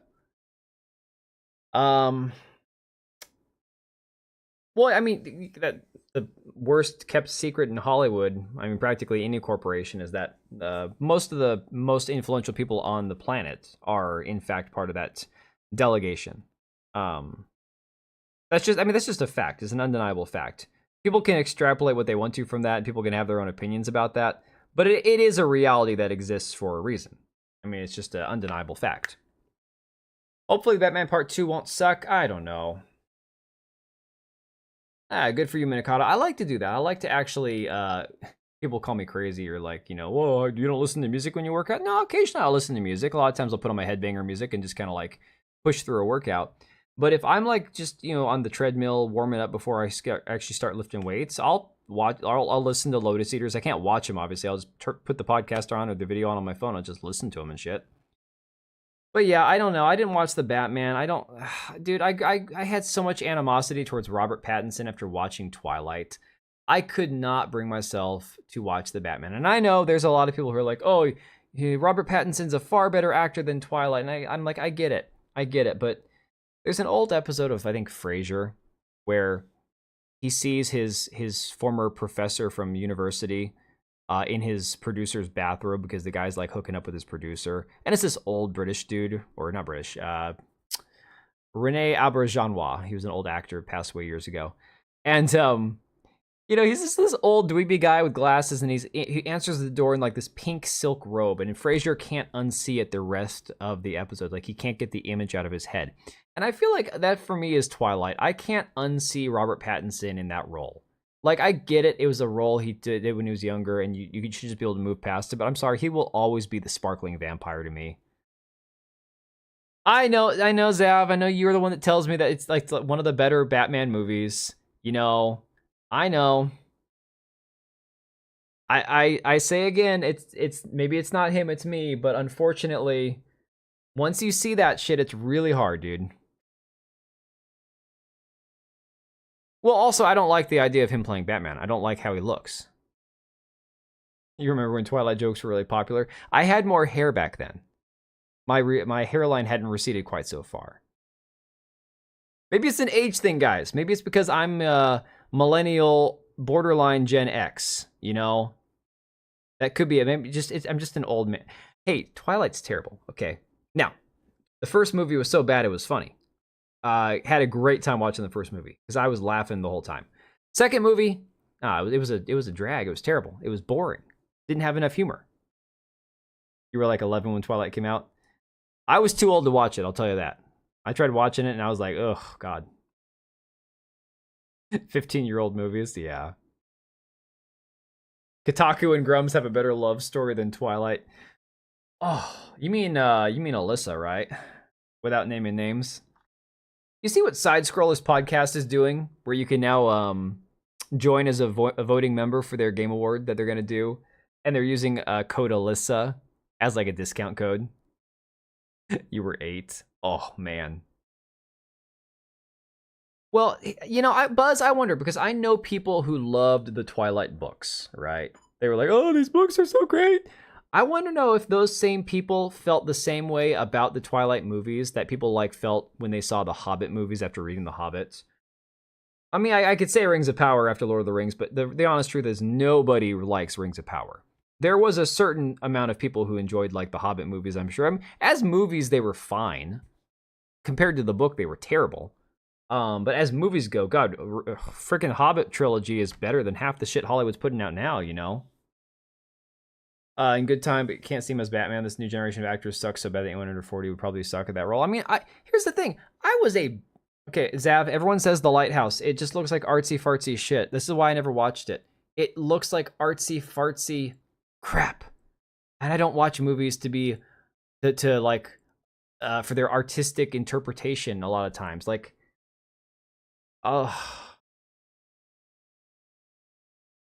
you gotta understand, man. I look at movies like The Lighthouse, I'm like, there's nothing about that movie that makes me want to watch it. Yeah, the Hobbit movies were just okay, is the problem. I liked Martin Freeman, I think his name is, as a young Bilbo. I thought that was a good casting, but it should have been one movie. Dude, I actually like Affleck as Batman. And this is somebody, I was a Ben Affleck hater for like 20 years. I hated Ben Affleck. Ever since I first saw him in Armageddon when he was like 20 years old. Come here, puppy. Ever since like that movie, because again, in Armageddon, he's like the scumbag who's banging Bruce Willis's daughter, who's played by Liv Tyler, who was like, I had the hugest crush on at the time. And so I hated Ben Affleck. And then, of course, he went on to make a lot of really bad movies. Ben Affleck made a ton of terrible movies. But Ben Affleck as Batman, I actually kind of liked. Not a liker. Not a liker, Zab. I liked him as Batman. Good Time is pretty independent feeling. The King and Devil all the time are just actually solid movies. See, everyone says The Lighthouse, and I'm like, yeah, dude, that looks like a movie you'd watch in like film school or art class or something. It doesn't seem like a movie that you would watch if you really just want to sit back and enjoy a movie. I don't know. And again, I haven't watched it, so I'm probably wrong about that as usual. I'm just saying, as somebody who never got past the few trailers I saw for it, there was nothing about The Lighthouse that had me like dying to see that movie. There was nothing there. But anyways, the Joker shit, guys, if you remember, going back to 2021, they were calling Zack Snyder far right. And this is a man who then went out on like this apology tour and said how, oh, I'm a Democrat, guys. I vote Democrat. It's okay. You know, I'm one of you guys. Yeah, let's vote for Joe Biden. Yeah. And it's like, yeah, F Trump. And it's like, okay. So Zack Snyder really had to distance himself from the quote right-wing conversation that was going on. But the funniest thing is that they've done the same thing with The Matrix, that the most recent Matrix movie, because the idea of The Matrix, people like Andrew Tate have like used it as like this idea, philosophical crap or whatever. And so of course they view it as like some sort of right-wing thing. So they've done the same thing with Zack Snyder, and again, the Snyder Cut fan base, because the fan base of the Snyder Cut's a bunch of toxic, evil right-wing trolls. And then, of course, oh, The Matrix is right-wing somehow, even though it's made by quote-unquote transgender people. Well, they weren't transgender at the time, but that's a whole other story. Yeah, so I'm not surprised by the Joker completely, like, turning, like, 180 and being complete dog shit. Yeah, Willem Dafoe's good. I like Willem Dafoe. He can make pretty much any movie good, yeah. Let's see. Bro's 6'4", while Batman in the comics was 6'2". He out-Batman Batman in the film. Whoa, that's why he looks so big. Affleck is 6'4"? I knew he was tall, but that's like really tall. Healthy, working out, having morals equals far right. Yeah, Minikata, that's 100% like what we've been talking about before. Dude, I watched, okay, so before Twitch got rid of the viewing parties, I think they got rid of viewing parties, right? Amazon did, screw Twitch. Somebody that I follow on there was actually doing a watch party for The Northman, and I hadn't seen it yet. And so I caught about 20 or 30 minutes of it, and I was actually really intrigued. I was enjoying it. But then I had other shit to go do. That's another one that I actually need to watch to catch up on. Boondock Saints Defoe goes hard. Wait a second. Isn't he the one in that movie that is like oh my god. Don't hate me. But isn't he the one that's like cross-dressing at one point in the movie? Am I thinking of the wrong movie? I swear to God that in Boondock Saints he cross-dressed. Matrix 4 creators took the blue pill. Dude, 100%. Favorite Zack Snyder movie is the 2004 Dawn of the Dead remake. I think I saw that one. I saw one of the Dawn of the Dead movies not that long ago. Yeah, Northman, from what I saw of it, was really... I was digging it. I was really digging it. Okay, yeah, so he is the guy that ends up dressing in drag, cross-dressing or whatever. Okay. See, it's been a long-ass time since I saw Boondock Saints. I probably watched that when I was like 20. I don't know how old that movie is, but it's been probably north of 15, 16 years now because I watched it before I even met my wife. So it's been a long time. Okay, guys, do you want to do a quick recap of some news, politics stuff, and then we will be done for the night? Joey Bivo sent me over as entertainment. As entertainment? Well, I appreciate being entertained. That's right, yeah, okay. Dude, I'm having... now I'm starting to remember the movie a little bit. Oh my god.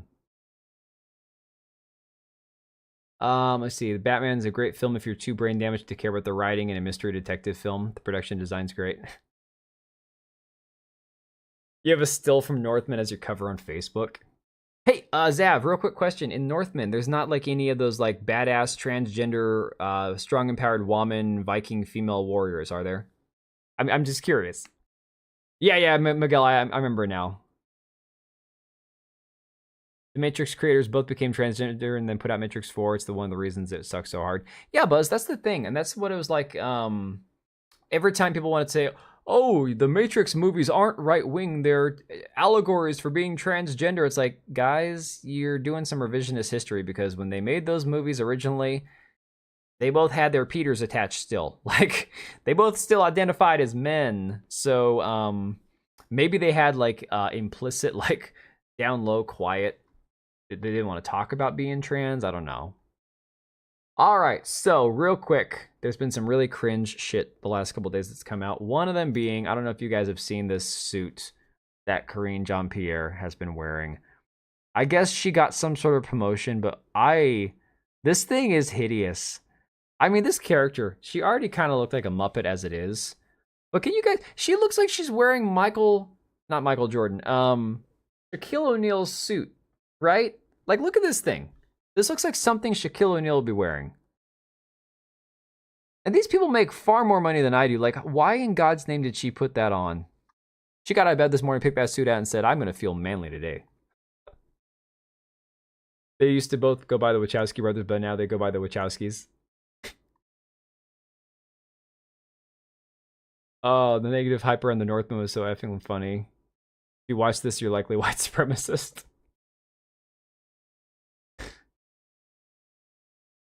No, this is real.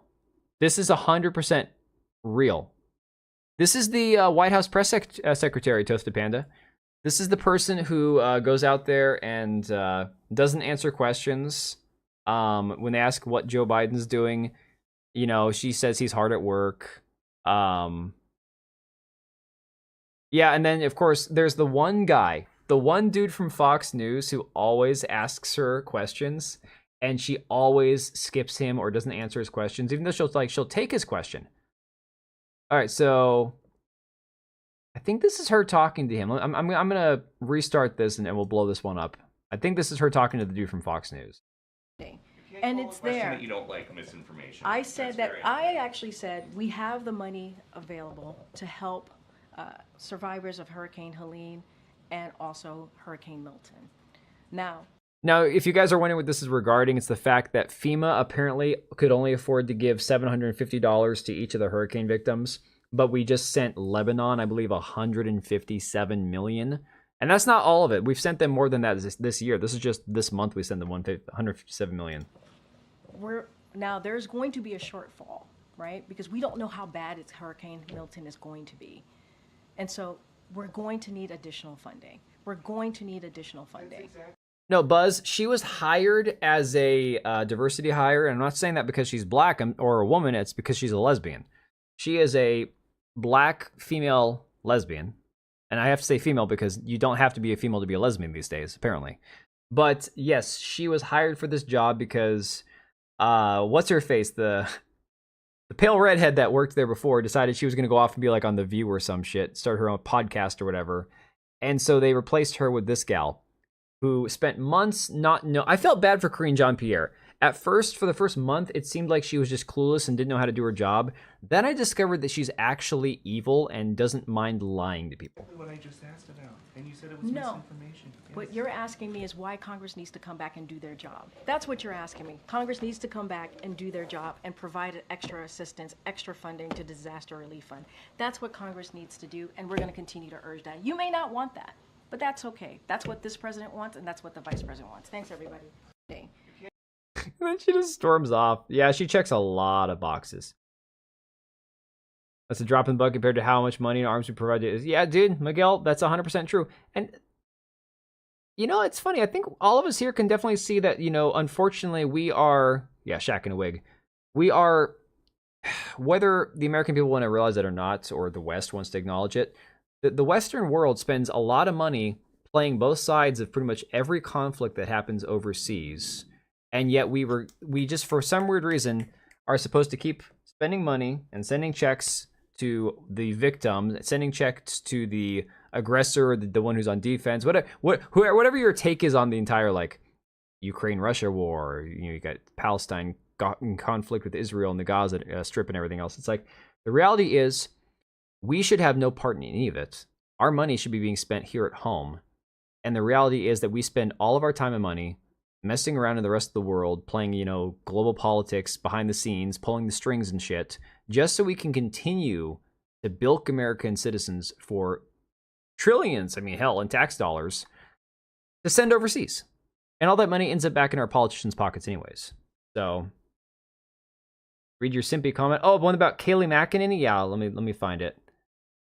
You compare that thing with a goddess like Kayleigh McEnany, and yes, I'm simping, but man, she was too damn good at her job. Kayleigh McEnany was very well put together. My wife was always a big fan of hers. Like, super, super ready for any question. Very impressive. Noticing intensifies.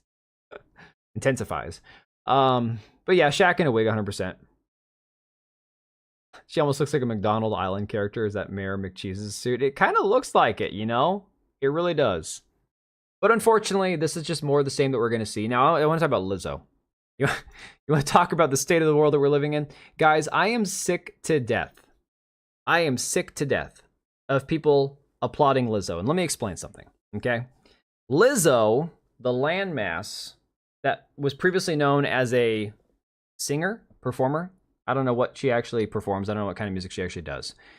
She has been losing weight, okay? Good for her, I guess. She's been losing weight because of the fact that she got canceled. And so now everybody, oh yeah, would 100%, right? You get lost up all in that thing, man.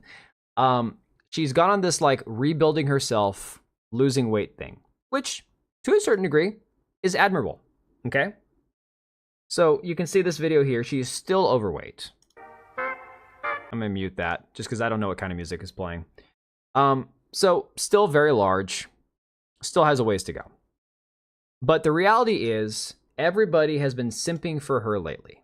Going, oh, good for her. She's, this guy Greg says, I've seen a few people making fun of Lizzo's workout video. She has made the decision to improve her health by taking control of her weight. This is to be commended. Making fun of her for losing weight would be akin to mocking a homeless man for applying for jobs to be better.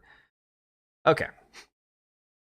He then had to respond below and say, for clarification, I'm not excusing the fact that she sold millions of her fans on the impressionable fans on the idea that being obese was a healthy lifestyle choice. But this is a step in the right direction. We must be able to grow. We can't be known for and or confined to our worst moments. All right. Here's the problem. People are seeing this now and going, oh, Lizzo's losing weight. She's so great. Wonderful. Awesome. She's still the same disgusting person she was before. And that's the problem. People are way too easy to give her a pass simply because she shed a few pounds. Even skinny girls support her because everybody I'd say everybody wants to support the ugly girl, the fat girl, to make themselves look better until you tell them that they look just like that same girl and then they get offended. It's really funny. Yeah, but she's trying to lose weight, Buzz. It's not about the weight loss itself. Here's my take on the entire thing. This is a woman who, up until she got canceled for a lot of allegations of really disgusting, despicable behavior, things that she forced her backup dancers to do, the way she treated them, body shamed them, put them into sexualizing, compromised situations sexually, where they were forced to do things at like strip clubs that she took them to. Lizzo is a genuinely horrible human being. Nothing that she will ever do from this point on will change my mind. On top of the fact that she sold everybody on this body positivity thing, has gone out numerous times in public, basically in wearing nothing with her 400-pound body. So whether she's 150 pounds or 400 pounds, I still think she's a terrible person. Like, I think she is a truly awful human being. Okay? And she only got famous for being massively obese. That's why she got famous. If she was any other run-of-the-mill, little put together, cute little black girl or white girl or Asian girl, nobody would have noticed her. But this was her grift. This was her thing. Now, the thing about her losing weight that I find really ironic is people are applauding her for putting in the work and losing weight. It's like, guys, first of all, yeah, maybe she's using Ozempic. If she's not, I don't care, whatever. She had the funds, the money, the ability to get herself to that weight and never have to worry about whether or not she was going to have another meal, which clearly she never missed a meal. She now has the money, even though she got canceled, to try to quote unquote, rebuild her image. And she has the money to do that. She can pay personal trainers. She can pay private chefs. She can pay dietitians. She can pay all these people that the average overweight person that she convinced that they were beautiful the way they were can't afford. So just because she's losing weight now, I'm sorry. Good for her that she's not going to die as young, but I still think she's a horrible human being. I thought Lizzo was like advocating for being big and proud of being big. Toasted, she was. And so she marketed herself as being perfect the way she was, sexualized the crap out of herself, probably convinced a lot of people that being big and overweight is beautiful and healthy. And now that she has the ability to lose weight to try to rebuild her damaged image because of her own actions, people are applauding her while forgetting the fact that she encouraged people to live the same awful lifestyle. This is the thing. I'm so sick and tired of people giving her a pass, you know? And I don't know that she's not doing this on some level because she realizes that she needs to get healthier. I'm not saying that she deserves to be overweight. I'm saying people are way too easy at being convinced that she's like she's turned a new page and she's like, changed her ways. It's like, guys, she's still the same person. She's just going to take up less space, Never say you look like Lizzo to a woman. Yeah. Maybe she can solve world hunger now that she's not eating all the food supply. Here's the funny thing, guys. Here's the crazy thing. Yeah, and she encouraged obesity massively. No pun intended. The crazy thing that I never noticed, that I've never understood, is that, yeah, you have people who have a hard time losing weight. That's a scientific reality of a lot of people. You've got the 3 body types: ectomorph, endomorph, and I don't remember what the other morph is. I'm the ectomorph. I live on if I don't eat carbs and calories, I will die. That being said, there are people who just flat out have a harder time losing weight. There are people who have actual issues, not glandular issues, people who have actual physiological issues that force them to put on weight faster than other people. That's a real thing. Everyone's different. Physiology is a real thing. But the idea of encouraging people to live a lifestyle where they gorge themselves on 3, 4, 500% more food than they actually need to eat to live, and it only happens in the West. You don't see this in places like the Eastern countries or Eastern regions. You don't see this in places as much like Russia or China or Japan, or even I don't think Turkey or Hungary in Eastern the Eastern side of things have as much issue with obesity. It is a mass-produced, fast food-driven Western mentality that leads to people becoming morbidly obese. Yeah, Minikata, I'm in the same boat. I'm almost 40, and I've never been able to gain weight. I have to eat like an insane amount of food and work out all the time to even put on muscle mass. People who are obese usually are depressed. Even with all the money, she probably still feels like shit deep down. No choose. There's a few. I'm sure there's a few over there. Yeah, I was actually thinking that because I was talking to my mom about that today, about something brought up the whole idea about being fat and happy. And I'm like, that cliche about being fat and happy is honestly not even close to true. Look, a happy person, a genuinely like happy, go lucky, like going through life, everything's wonderful and great, that kind of person, sure, they might not get depressed if they gain 100 pounds. But somebody who is a normal person, who's more of a pragmatist, or people more of like the glass is half full, but not like 100% full kind of mentality, if they gain 150, 200 pounds, they're going to feel like shit. There's nothing about that that's going to make them happier. A happy person isn't made happier by being fat.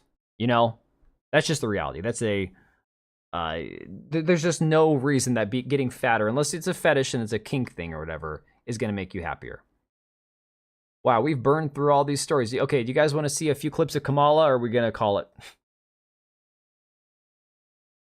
Wife and I are both big, and we think fat shaming should come back to some degree. Not trying to be rude, just saying. No, Toasted, I think... Here's the thing. I don't think...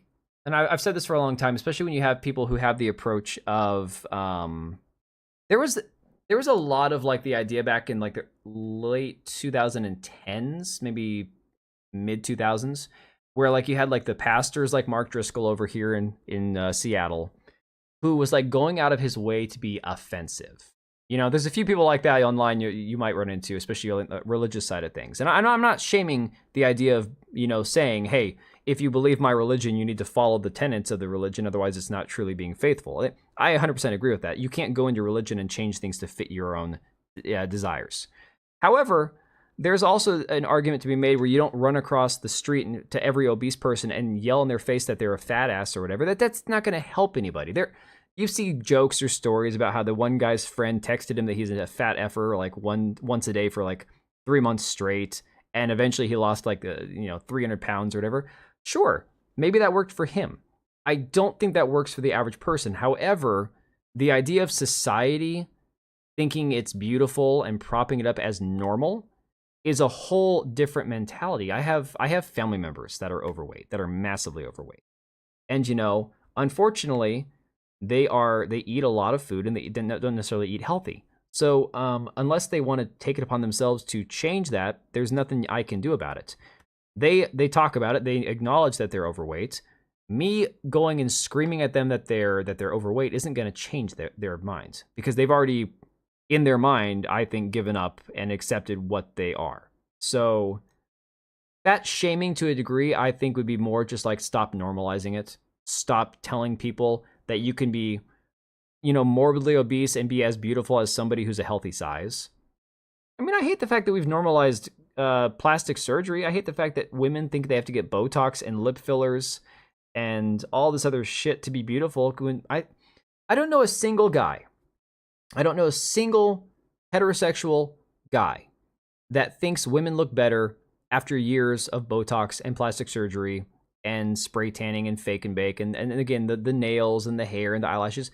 I swear to God, women do that for other women. But again, society has been convinced by the makeup industry, by Hollywood, that is what is necessary to be attractive.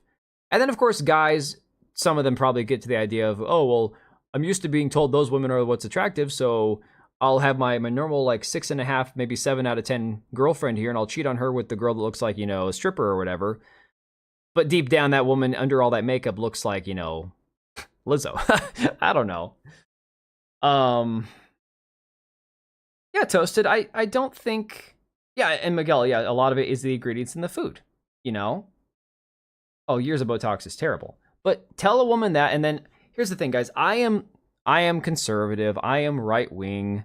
I'm not a fan of feminism. I don't like communism. I don't like woke Marxist crap. Okay, so I'm all those stereotypical things.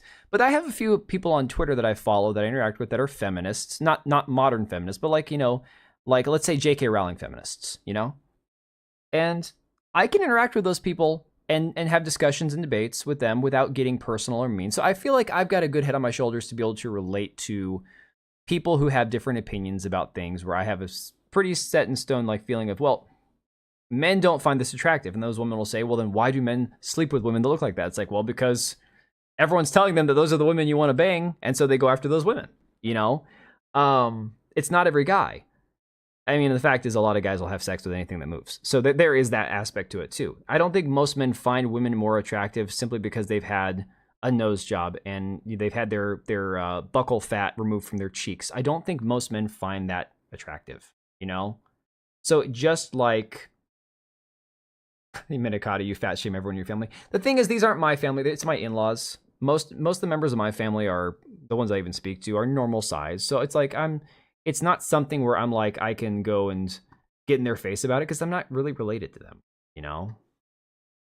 Simps always exist, so even morbidly obese will have pathetic yes men and too beauty in the eye of the beholder, so maybe some men are genuinely into large women. I mean, yeah, there are guys who prefer bigger women. As my wife walks out chuckling to herself.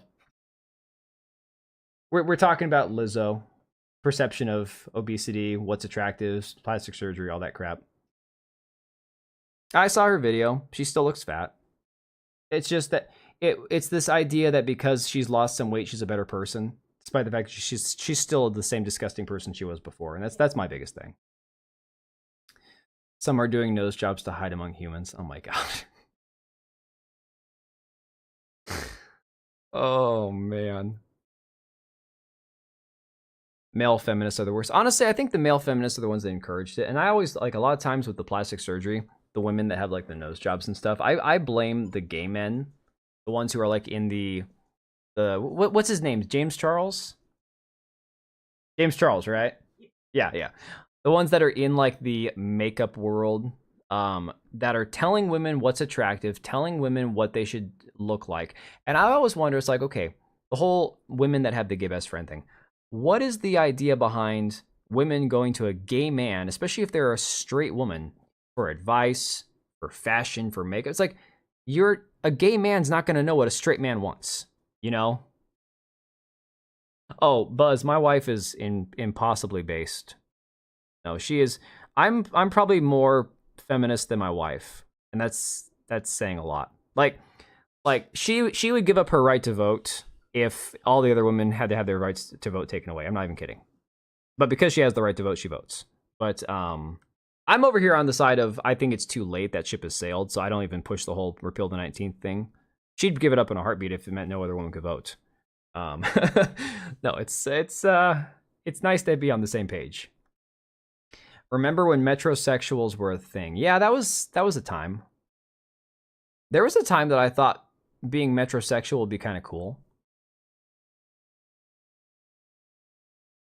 I didn't say I'm a feminist. I said I'd probably be more feminist than my wife if we're giving labels. You're going for the Derek Zoolander look. Good luck with that. Actually, I think I had a hat like what he wore back in the day. You all done? Okay, I'm gonna wrap this up. Oh my gosh. Fault of the plastic surgery falls entirely on the women partaking. Yeah. No ability to say no to bad advice and eating out of the hand of homosexual Hollywood. Yeah. No, I mean, DB, that's the thing. And again, it always comes back to, I've had these arguments. There's a lot of accounts that I get along with, like I said, on Twitter, that have a different perspective from the female lens and all that stuff, You guys, wait, Gen Zers, do you guys not know what metrosexual is? Seriously? Wow. I mean, I haven't used the term in a long time, so it's very possible that nobody really understands what it is. No, metrosexual was like the straight men that dressed well. Straight men that were in tune with like fashion, or that had like the really nice haircuts, or a man that would get like a manicure or something but wasn't gay. Yeah, metrosexual was that where you would have sworn that a gay man picked out his outfit, but he's a straight guy. The amount of money they drop on surgery is insane. Yeah, yeah, straight guys that look gay, basically. Although it wasn't about looking gay, because you know, if you go back to like the 80s and 90s, like Hollywood movies, what was that one, Mannequin, that had that character Hollywood? God, that was so freaking hilarious. We lived in such a great time back then because you could actually make fun of gay people, and they would make fun of themselves, and it was great because they'd be like the butt of the jokes, and they didn't care. And so they had this like flamboyant guy, this black guy with like big glasses, sunglasses, the whole movie. You couldn't tell if he was a man or a woman half the time because of the way he talked.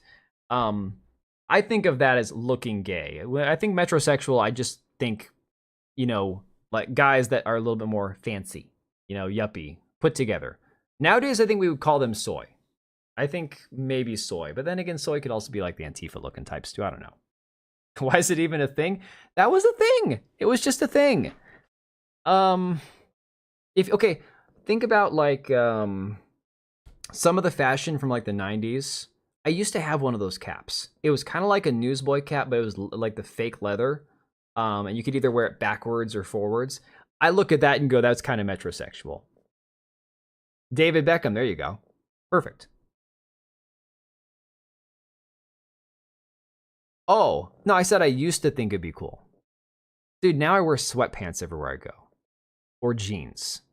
I have my cowboy boots, I have my tennis shoes, I have flannels, I have hoodies. I have t-shirts. I have like one good pair of jeans and sports stuff for my kids' team. I don't dress well at all. Okay.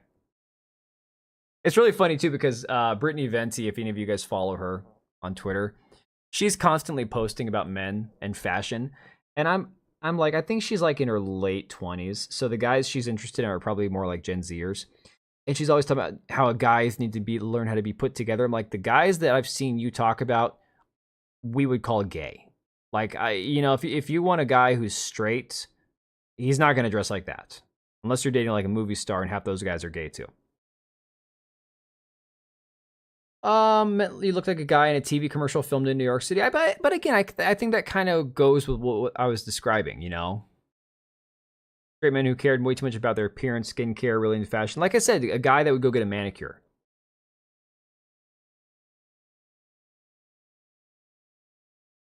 Patrick Bateman, yeah. Jacob Geller is what soy is, exactly. $500 Marc Jacobs shirts that are all white with just a logo. Yeah, that too. Boy band fashion, Backstreet Boys are in sync on it, yeah. Yeah, I don't know that you could actually define anything as metrosexual nowadays because we have way too much of the whole gender spectrum crap going on. So with all that, there's all too much. It's no longer about like fashion. It's like, oh, what are your pronouns? Oh, how do you identify? It's like back then it was just, you know, you look at a guy and go, he might be gay. I don't know. Yeah, she dumped that guy. That guy, okay, you want to know metrosexual? That was her boyfriend. He talked like this in all his videos. I tried watching one time, and after the first 5 minutes of him speaking like this, I was like, okay, I could just do this on my own and not have to listen to somebody else talk like this. So I ended a video, you know. I was like, I just can't. I don't know. Oh, Band-Aid on the thumb?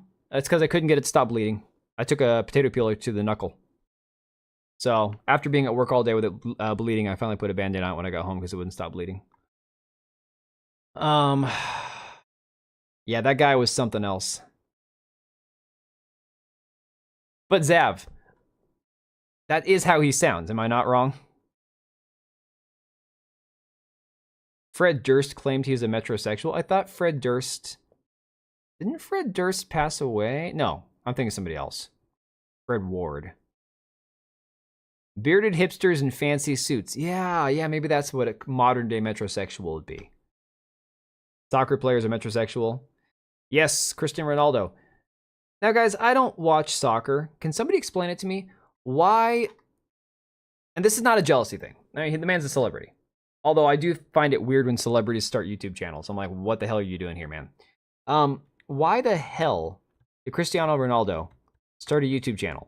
And why did he gain more followers than Mr. Beast in a shorter amount of time, as far as the time period goes? What are you going to listen to the man talk about? Soccer? Soccer is boring enough to watch as it is. You're going to watch some, $3,000 haircut slimeball talking about soccer? I don't understand it. Football. Yeah, I guess he's going to talk about soccer. I don't know.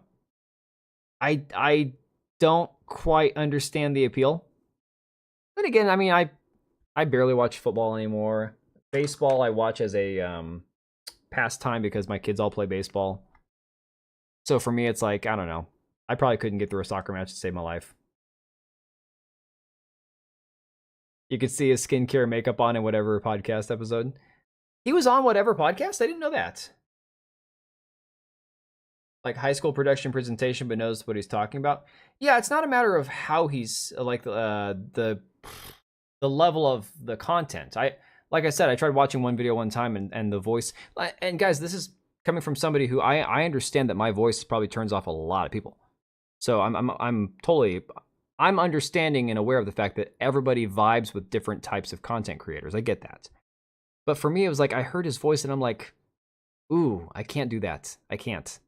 Lotus Eaters. The Lotus Eaters have gone through that a few times, where when Callum left the show, and now a few other people like Calvin Robinson's left. He's here in the States now, so he's not like on their panel anymore.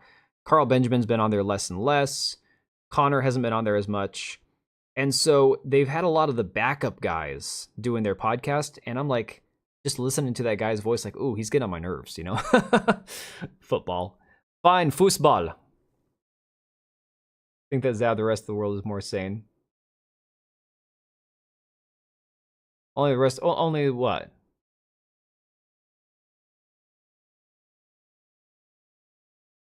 What?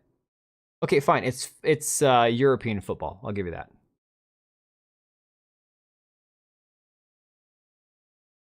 Soccer is the worst sport in existence. You know the funny thing about soccer? I tried watching it one summer when I was working. I'd get home and the Sounders would be on, and I'd have a beer. It was after working like first half of the day really early till like mid-afternoon. And it'd be sunny, sit up at the back porch, the TV on with a beer, watching the soccer match. It looked exciting. The fans were all having a great time. They were all really into it. I just couldn't care. Could not make myself care. He's on whatever podcast with Brittany, one of the only videos he showed his face. Oh,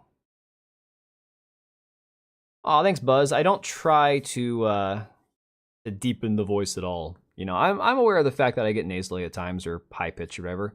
I've always had a high upper register. It is what it is. As long as it's not like nails on a chalkboard, like that level of annoying, then I think that's a W. Your voice makes the nether tingle, and I'm straight as can be. Holy shit! Wow, that's. I got to end on that. I can't top that. Whoa. All right, guys, I am gonna go to bed now that I got Wild's nether tingling. Yeah, it might be an acquired thing. I don't know. But for me personally, I just don't see the appeal. And then I don't see the appeal. Look, I'm subscribed to a few like bands on YouTube. And I'm like, why did I subscribe? I'm never going to watch their videos. Even if it's a band I like. I don't watch behind the scenes of a band on YouTube. I just don't. Yeah, I don't do anything with soy. None of that. Nails on a chalkboard. You watch esports. All right, Toasted Zav, NS, Wild Buzz, all you guys, Miguel. Thank you all for hanging. I know it's kind of a quiet night in here. Minkata. I don't know if Minkata's been here before, but thanks you for hanging, dude. Blu-ray, of course. Buzz, I think I already mentioned. But I'm going to hit the hay, guys. I need to get some sleep. It's going to be a really long couple of days for me. Got a couple of really long-ass days at work, so hopefully hopefully by next Wednesday, well, not next Wednesday, sorry. Hopefully this Wednesday we can still do the indie game stream. I'm planning on doing it. I don't know what game I have picked out yet. I've got a few game keys I need to use, some indie games that I've been sent to check out. So we'll do that on Wednesday night, as long as I don't get home and I'm like dead ass tired. So if Soylent hits me up for sponsorship, stay away. No, so far all I have is Meta PCs and instant gaming, so we good. We are good. You got more Pro CS to watch tomorrow. All right. Watch it for me, dude, because I'm not watching it. I just can't get into esports. I'm sorry. It's just not for me. I'm old. What can I say?